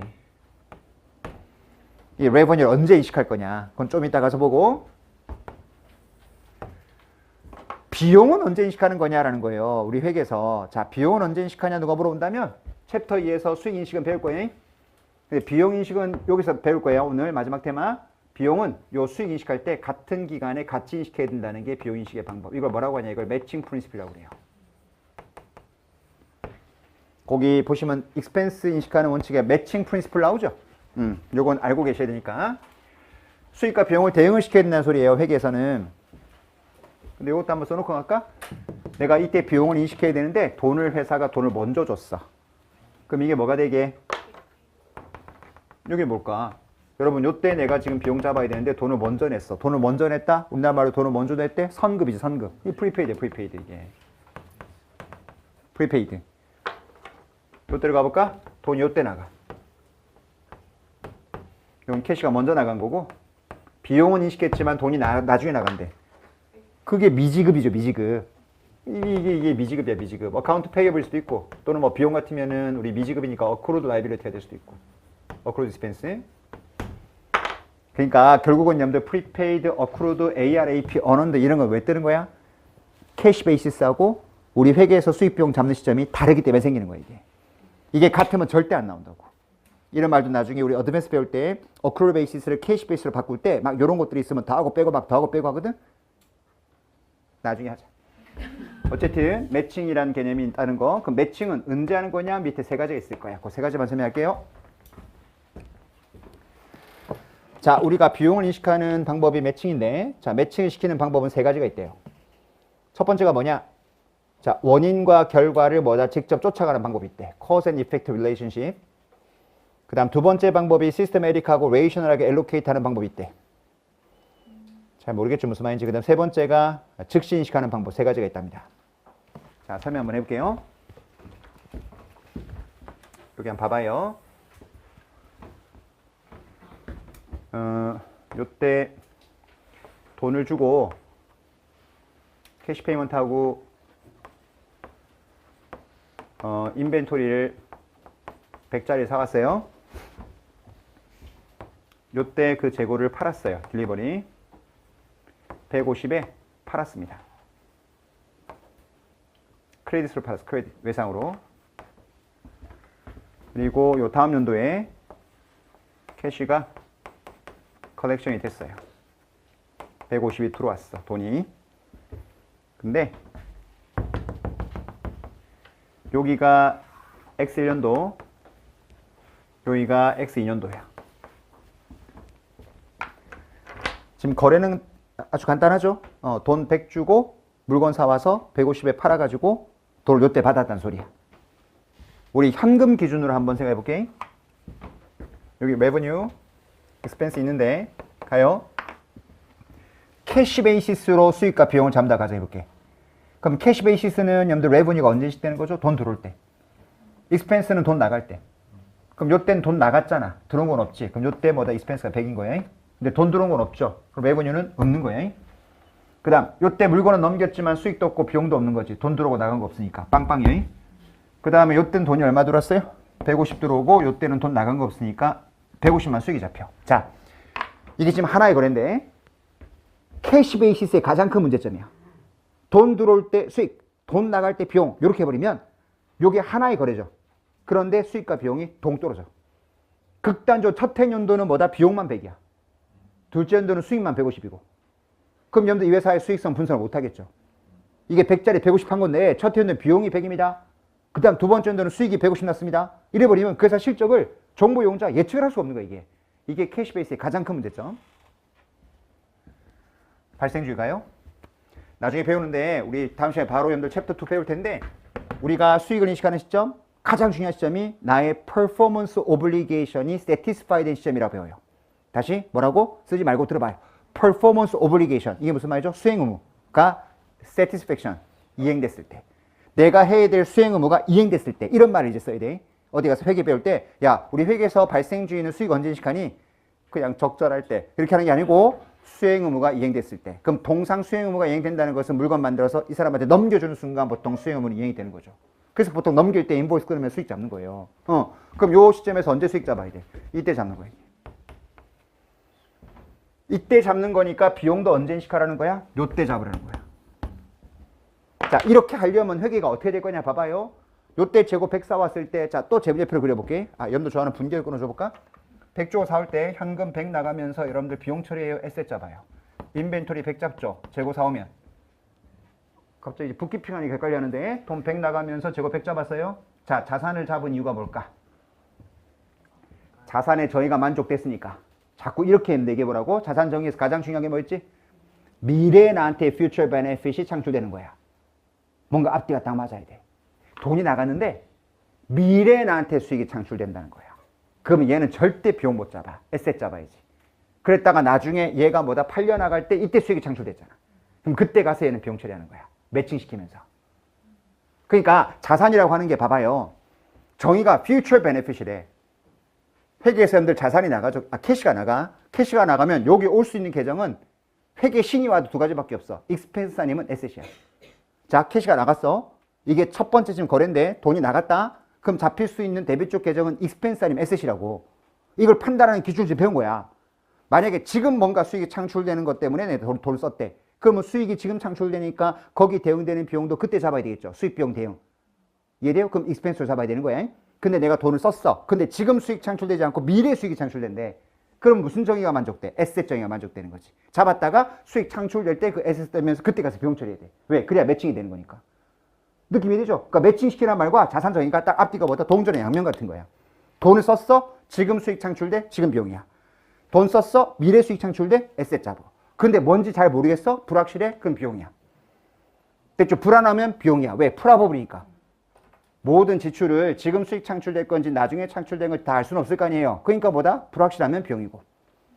이건 확실하지. 나중에 팔 때 수익 창출되니까 팔 때 뭐 잡았어요? 우리 보통 회계 처리하죠. AR 뭐다? 150 잡고 매출 얼마 잡아요? 150 잡고 재고 팔았으니까 재고 100 떨어내고 그 다음에 매출원가 100 요렇게 잡는 게 회계 올릴 때 배웠던 분계죠 이게. 이게 뭐냐? 수익 잡을 때 비용 대응하라는 거예요. 그럼 나중에 돈 들어올 때는 캐시 150 들어오면서 뭐만 줄여주면 되는 거다? AR만 줄여주면 되는 거죠, 이렇게. 회계 올릴 때 이렇게 배웠다고, 이게.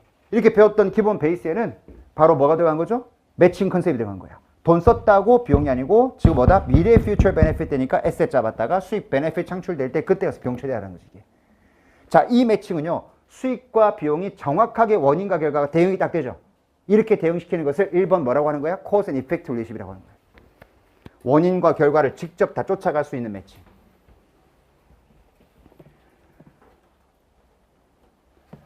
그러면 이게 또 뭐가 이해가 되냐면, 자, 잠깐 봐요. 나중에 회계 원리 시간에 배울 텐데 들어봐요. 쓰지 말고 들으세요. 어차피 챕터 3장 가서 배울 겁니다. 요게 매입 운임이고 이게 매출 운임인데 똑같은 운임인데 이게 재무제표에 들어가는 염들 프로세스가 틀려요. 회계원리 때 배운 사람은 기억나겠지만 내가 재고를 매입하면서 운임 생기면은 이거 비용 처리해요? 재고 원가로 가요? 재고 원가로 간다고 아마 배웠을걸? 재고 원가로 간다고 배우는 게 맞게 배운 거예요. 물건 팔 때 운임 생겼대. 이거 뭐로 처리하죠? 이거는 그냥 셀링 익스펜스로 처리한다고 배워요. 저도 이렇게 배웠고 열라 외웠어요. 열라 외웠어요. 거기서 보다 열라 망가진 거예요, 회계가. 기본 틀로 이해가 돼줘야 돼. 이렇게 할 수밖에 없는 이유. 회계는 자연과학이 아니에요. 무슨 말하고 싶은 거냐? 자연과학은 시대나 공간을 떠나서 무조건 모든 사람이 뭐다? 이거는 억셉트할 수 있는, 이거는 뭐 법칙이지. 만약에 봐. 물이 위에서 아래로 흐른다. 이런 자연 법칙은 중력의 법칙은 바뀌지 않는 거잖아요. 그러니까 이거는 여러분들 어디에서나 뭐다? 이건 억셉트 되는 거야. 근데 회계는 사회과학이기 때문에 그 시대 상황이나 환경이나 나라에 따라서 억셉터블한 뷰 포인트는 다양할 수 있다는 거예요. 그러니까 정하는 거지, 룰을. 이렇게 하는 게 맞지 않을까? 회계 기준도 중간에 개정이 되잖아요. 보는 관점이 차이인 거야. 그럼 갑자기 뭐 내가 이 얘기 왜 하는 거냐? 뭔가 이 사람들이 이렇게 하자고 정했다면 그 정하는 사람들, 아까 우리 FSB 보드 멤버들이 모여서 디스커션을 할 때 자기들 나름대로 뭔가 근거를 제시하면서 논의할 거 아니겠어요. 그러다가 정한 거야. 그러면 막 하지는 않을 거라고. 뭔가 그렇게 정한 배경이 있겠지. 그래서 내가 회계님들 강의할 때 한 번도 빠짐없이 그냥 이렇게 하는 겁니다. 넘어가는 거 없을 거예요. 왜 이렇게 했을까 한번 생각해보자. 제가 하들 던질 거라고. 왜 학자들이 이렇게 하자고 정했을까요? 물론 이게 시험에 맞지는 않을 수 있어. 하지만 여러분들은 회계사가 될 사람들이라고 공부하는 사람이라고. 그럼 기본 베이스가 왜 그런지 이론을 알아야죠. 그래야 뭔가 다른 사안이 나왔을 때 누구한테 이런 어떤 근거로 삼았을 때 이것도 이렇게 하는 게 맞을 것 같습니다라고 하는 그런 논리적인 제시가 되는 거예요. 그러니까 절대 회계는 암기를 하는 게 아니라고. 왜 그렇게 했을까 생각을 해보는 거지. 자, 이게 왜 저렇게 똑같이 운임 발생했는데 회계 처리가 다를까? 지금 우리 컨셉에서 비용 처리할 때는 뭐 하라고 돼 있죠? 매칭 시키래. 자, 저렇게 되는 이유를 지금부터 내가 한번 예를 들어 볼 테니까 따라오세요. 여러분이 동대문에 가서 옷감을 사다가 그 옷을 테일러링해서 그걸 다시 동대문 가서 파는 여러분들 그냥 업종을 한다라고 굉장히 간단한 업종 예를 한번 들어볼게요. 업종이 마음에 안 들어요? 그냥 그 업종을 할게요. 동대문에 가서 10,000원 주고 옷감 샀어요. 구매 담당 직원이. 전철 타고 왔다 갔다 했어. 전철 요금 2,000원 들었어. 대조금 총 돈 얼마 들어갔어요? 12,000원. 네. 12,000원. 그럼 내가 옷감을 판 사람한테 준 돈은 얼마야? 10,000원이야. 솔직히 옷감 값은 10,000원짜리지 이거. 2,000원 교통비지. 근데 구매 담당 직원이 회계팀에 와서 야, 나 옷감 사왔으니까 돈 줘. 자, 회계팀에서 결제했습니다. 12,000원. 전표 넣어야 돼요. 가죠. 자, 현금 10,000원 나간 건 재고야. 2,000원 나간 거를 뭐로 잡을 거냐 지 문제거든. 근데 2,000원 이게 매입 운임이잖아. 매입. 내가 매입할 때 운임 생긴 거야, 이게. 자, 이거를 만약에 지하철 요금이니까 교통비라고 처리하면 이게 안 된다는 거야. 왜? 지금 뭐가 창출되잖아? 레버뉴가 창출되지 않는 상황에서 관련된 비용을 처리하지 말라는 거야. 수익이 창출될 때 대응되는 비용을 잡으라는 게 매칭 컨셉이라고.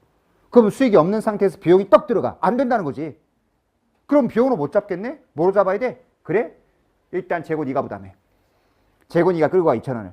그럼 돈이 2,000원 나온 것도 어차피 재고 사러 가면서 생긴 비용이니까 재고 네가 부담하라는 거야. 그 재고는 10,000원이 아니고 얼마 되는 거지? 12,000원. 그래서 우리가 원자재 같은 거 수입할 때 세관 통관 비용들 전부 다 재고원가로 가요. 포워딩 업체한테 준 돈 다 뭐다? 재고원가로 가고. 구매할 때는 수익 창출 행위가 없다는 거야. 그러니까 일단 재고 네가 부담하라는 소리예요. 재고 12,000원 갈게요. 재단하고 난 다음에 다시 동대문 가서 팔았어요. 2만 원에. 2만 원에 팔았어요. 따라와요. 영업사원이 이제 2만 원에 팔았어. 자, 2만 원 팔았는데 영업사원이 이제 수금을 해서 2만 원 수금해가지고 이제 회사에다가 입금을 해요. 근데 영업사원이 2만 원 수금하면서 회계팀에 얘기합니다. 난들 걸어갔겠냐. 자기도 전철을 탔대. 똑같이 전철요금 2,000원만큼 결제해달래. 아까는 구매 담당 직원이 전철 탄 것도 있었죠? 지금 영업 담당 직원이 이 전철 탄 거야? 그럼 2,000원 돈 나간 건 똑같은 전철요금이야. 돈 얼마 들어오죠 그러면? 2만 원 수금됐지만 2,000원 가져갔으니까 18,000원 들어왔겠지. 회계 처리 가요. 매출은 얼마예요? 2만 원입니다. 재무제표를 그릴게요. 손익계에서 매출 2만 원. 원가 얼마예요 지금? 아까 12,000원이었지. 12,000원이에요. 그로스 프로핏 8,000원. 그런데 걔한테 교통비 준 거 2,000원 있죠. 이거는 지금 뭐가 창출되고 있어요? 매출, 수익이 창출되는 시점이잖아. 그러다 보니까 판관비로 2,000원 떨어도 수입 비용 대응이 돼. 그래서 매출할 때 운임은 비용으로 가는 거야. 셀링 익스펜스로. 이거 시험에 잘 나온다고 챕터 3장과 재고 배울 때 freight in 재고 원가, freight out 셀링 익스펜스. 외우지 말고 이해해보라고. 당연한 거지. 매칭이라는 컨셉 갖고 이해가 되는 거라고 이게. 아, 이래야 매칭 되는구나. 이해되잖아요? 그럼 봐요. 다시 2만 원 매출, 원가 12,000원, 프로핏 8,000원, 교통비 2,000원, 오퍼레이팅 프로핏 6,000원 되는 거지. 그럼 이게 넷인컴을 들어가서 리테인 되는 가겠죠? 리테인 되는 6,000원 들어간 거야. 아까 자산 쪽 갈게. 재고 아까 12,000원 있었잖아. 팔았지? 돈 얼마 들어왔어? 18,000원. 2만 원 줬다 2,000원 줬으니까.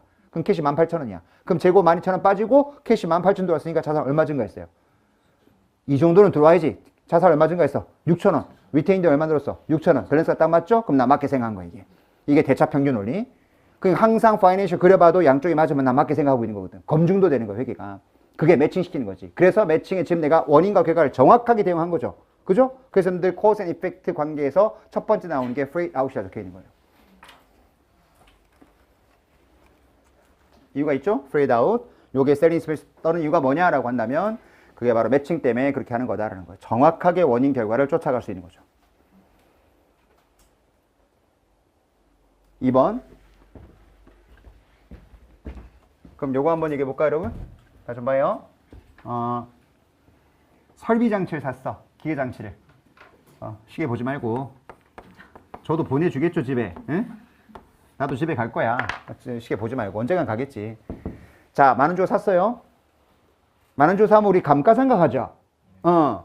감가상각을 왜 하니? 라고 물어봤을 때 그 사람이 답변하는 거 들으면 이 사람 회계하는 사람인지 아는 사람인지 금방 판단할 수 있다고. 제가 저희 학교 대학원 시험 칠 때 회계 문제 딱 하나 나왔거든. 그때 문제가 디프리시에이션에 대해서 논하고 나왔어요. 대학원 입학 시험에. 디프리시에이션에 대해서 논의해보라 나오래. 그럼 보통 회계 모르는 사람들 디프리시에이션? 그걸 논할 게 있어? 상각. 쓰고 나오면 되는 거지 이거. 감가상각을 여러분들 교수님이 논의하라고 한 거를 대학원 들어오는 사람들한테 물어본 이유가 네가 디프리시에이션을 제대로 쓸 수 있다면은 회계를 잘 아는 사람 보겠다는 거 아니겠어요? 그만큼 감가상각이 그렇게 쉬운 개념이 아니라고. 자, 감가상각이 뭔지를 여러분들 마음속으로 한번 생각해 봐요. 누구한테 설명한다는 전제하에 여러분들 마음속에 한번 감가상각 정의를 한번 생각해 보라고. 내가 물어보진 않을게. 자, 여러분들 마음속에 감가상각이 뭐냐 누가 물어보게 되면 이렇게 답할 가능성이 제가 볼 때 많아요. 어떤 기계를 샀는데 사용을 해. 사용하다 보면 암호가 되겠지. 그럼 가치가 떨어질 거 아니요? 그럼 그거만큼 까는 거지 뭐. 여러분 마음속에 있는 걸 내가 정확하게 읽지 않았어 이거? 보통 사람들 감가는 그렇게 이해한다고. 틀린 정의 아니에요? 구글링 하면 그렇게 정의 나올 거야. 챗한테 물어봐 그렇게 나올 거야. 근데 미안하지만 그 정의는 경제학적 정의지 회계상 정의는 절대 맞을 수가 없어요. 왜냐고? 아까 뭐라고 정의 내렸죠? 내가 샀는데 가치가 떨어져. 왜? 사용하니까. 그 가치가 떨어지는 것을 뭐다? 비용으로 반영하는 게 감가다. 이렇게 내가 얘기했죠? 그렇게 동사 얘기하잖아요. 그죠? 그런데 이렇게 하면 뭐가 설명이 안 되냐? 그렇게 정의 내리면은 여러분들 감가가 그 자산의 가치를 평가하는 과정이라고 지금 이해되죠? 가치가 떨어지니까 비용으로 반영한다며. 그럼 뭐가 설명이 안 되냐면 여러분 저기 강남 사거리에 삼성 건물 있죠 저거. 저거 다 삼성이 사온단 말이 있던데 어쨌든 삼성이 샀을 때보다 지었을 때보다 지금 가치가 올랐을까 떨어졌을까? 100% 올랐다고 저거. 그러면 가치가 올랐잖아? 그럼 삼성은 저거를 감가를 때리면 안 돼. 왜? 가치가 떨어진 게 감가라며. 근데 열심히 감가하고 있거든 지금 장부에. 분식인가? 잡아낸 거예요, 분식 지금? 감가는 절대 가치평가하는 걸 이해하면 안 돼요. 그럼 감가는 왜 하는 거냐? 회계상은 가치평가 때문에 하는 게 아니고 감가는 수익비용 대응 때문에 한다고 말해야 돼요. 매칭 때문에. 봐봐, 나 봐요. 자, 100억 주고 기계장치 샀죠. 그럼 돈 100억 나갔죠. 잘 들어봐. 회계도 돈 나가면 비용 처리해야 돼. 여러분, 발생주의가 돈 나간다고 비용 처리 안 해? 해. 여러분, 요것도 봐봐. 현금주의는 돈 나갔을 때 비용 처리했죠. 근데 발생주의는 비용 처리 안 했어? 안 했어? 아니, 했지. 근데 타임이 언제 하라고? 수익 창출될 때 매칭시켜 하라고. 그러면 발생주의 돈 나가면 무슨 처리하는 거 맞아? 비용 처리해야지. 그러면 캐시 베이시스하고 여러분들 어크루 베이시스는 결국 시간 다 지나고 나면 손익은 같아져. 여러분, 요 노란색 캐시 베이시스 전체 손익 얼마예요? 100 나가고 150 벌었잖아. 50 벌었지. 발생주의 손익 얼마야? 50이지. 똑같다고. 이거 되게 중요한 포인트다. 나중에 어드밴스까지 가면서 되게 복잡한 문제가 막 나오면서 뭘 물어볼 때가 있냐면 이 회사가 인식해야 될 이 거래 전체 손익이 얼마냐 물어볼 때가 있어. 근데 이게 발생주로 분기에 그럼 분기가 막 대여섯 개를 끊어야 돼. 그런데 쉽게 결국 캐시 얼마 벌었지? 이 회사 결국 캐시 얼마 나갔지? 요거 두 개 딱 계산해서 다 구하면 분기를 5개 끄는 거랑 결과 똑같이 나와. 발생주의는 여러분들 타이밍이 디퍼런스가 있으니까 분기를 많이 끊어줘야 되는데 솔직히 전체 손익 다 세틀되고 나면은 결국 돈 나가고 돈 들어온 거 차이만큼이 회사 이익이라고. 이해돼요? 이거 잘 이해하셔야 돼. 나는 그걸 처음 이해 못해가지고 그런 문제 나면 맨날 분기 끊었거든. 나중에 가만히 보니까 같아져. 나는 뭘 하고 있는 건가 지금. 결국 현금주의 발생주의 같다는 그 기본 개념을 먼저 이해했어야 된다고. 다만 무슨 차이야? 타이밍 디퍼런스야. 타이밍 디퍼런스. 그러니까 당연히 복잡한 거래가 나와도 캐시 베이스로 문제 풀면 금방 답이 풀리는 거지. 제가 시간 가면서 문제 풀 때 그렇게 푸는 경우가 있을 거예요. 그럼 여러분들 이해를 하셔야 돼. 아, 현금주의가 발생주의하고 나중에 뭐다? 모든 거래가 세틀되면 손익이 같아지니까 캐시 베이스를 푸는 게 더 빨리 풀리는 문제가 종종 있다는 말이죠. 그럼 여기 다시 봐요. 감가 왜 하는 거냐? 만 주고 샀어요? 돈 만 나갔네? 돈이 만 나갔으니까 회계도 비용 처리하셔야 된다고. 근데 언제 해야 된다고? 수익이 창출될 때. 그럼 기계 사서 내가 5년 정도는 쓸 것 같대. 그럼 5년 동안 수익 창출되는 거잖아. 그럼 5년 동안 비용 처리해야 되는 소리야. 그럼 감가는 왜 하는 거야? 수익이 창출될 때 비용 처리하려고. 매칭 때문에 하는 거지. 근데 문제는 5년 동안 얼마만큼 수익 창출될 거지 정확하게 알 수가 없죠. 조금씩 편차는 있겠지. 근데 그 편차를 구분하기 쉽지 않다는 거야. 그러다 보니까 야 그냥 원리 원칙 정해놓고 5년 동안 일정하게 잘라가자. 시스테메릭하게. 그게 감가라고. 감가 2번 다시 읽어봐. 뭐라고 돼 있냐? 시스테메릭하고 레이셔널하게 그냥 원가를 뿌리는 거야. 그 대표적인 얘가 감가라는 거지. 그럼 감가는 왜 하는 거다? 매칭 때문에 하는 거예요. 밸류에이션 하는 게 아니야. 그래서 다시 봐요. 여러분 100억짜리다. 내용수 5년이야. 그럼 매년 얼마씩 비용 처리할까? 20억 시점 되는 거지. 이렇게. 정확한 매칭이야. 그냥 뭐다? 그냥 이론 그냥 합리적으로 그냥 배분한 거야. 배분한 거지. 5년 동안 일정하진 않겠지 수익이. 근데 그렇게 하는 게 최선으로 보는 거야 회계는. 3년 지났어. 장비 얼마 잡혀있지? 100억인데 20억씩 상가하겠어요. 3년 지났다고 얼마 남았어요? 어려워요? 40억 남아있겠지. 만약 감가가 밸류에이션 한 거라면 그때 기계장치의 가격은 40억이 돼야 된다고. 근데 40억일까? 기계장치의 시가는 엄청나게 다른 금액일까? 완전히 다른 금액이야. 장부에 40억은 그러면 숫자가 시세가 40억이다 의미가 아니고 100억 정도 주고 산 거 있는데 60% 정도가 수익 창출에 기여했고요. 한 40%가 남아있는 겁니다. 그렇게 해석하는 거지 40억은 경제상 아무런 의미가 있는 숫자가 아니에요. 왜? 팔면 40억 택도 없어. 10억에 팔리는 경우도 있고 심지어 그냥 돈 줘야 가져가는 경우도 있다고. 그래서 시가하고는 전혀 관련이 없다고. 그럼 모든 기업들이 KPX에 얼마 장부 잡혀 있어도 그 금액이 실제 경제적 가치가 그만큼 있냐 문제는 절대 될 수가 없다고. 2번이 그 얘기고요. 3번은 뭐냐? 에라이 모르겠다. 그냥 즉시 비용 처리하는 거예요. 여러분 매달 샐러리 받죠? 물어보고 싶어요. 매달 수익 창출에 기여하세요? 아니 궁금해서 물어보는 거예요. 여러분에서 또 월급 받잖아요. 그럼 월급 받을 때 급여 받잖아요. 여러분들이 매달 그 수익 창출에 기여했다고 그냥 보는 거예요. 급여는. 그러다 보니까 그달 무슨 처리하는 거죠? 그냥 비용 처리하는 겁니다. 그 샐러리가 바로 그 의미죠. 광고도 마찬가지야. 광고 때리면은 여러분들 광고비가 원래 정확하게 한다면 언제 비용 처리하는 거냐면 광고 때려서 그 효과가 수익으로 창출될 때 비용 처리해야 된다고. 매칭 컨셉이니까. 근데 그 광고 효과가 언제 창출될 건지 명확하지 않죠. 그러다 보니까 광고비도 발생하면 즉시 무슨 처리해? 그냥 비용 처리한다고. 그래서 매칭시키는 방법은 3가지가 있는 거죠. 1번이 가장 정확한 매칭. 2번은 그냥 원칙 정해놓고 뿌리는 거지. 그것도 쉽지 않아? 그럼 즉시 비용 처리해. 이렇게 회계에는 매칭하라고 돼 있는 게 수익비용 대응의 원칙. 1장 쪽 요까지만 하세요. 됐죠? 다음 시간에 요 수익인식 2장부터 이제 본격적으로 들어가겠습니다. 고생했습니다.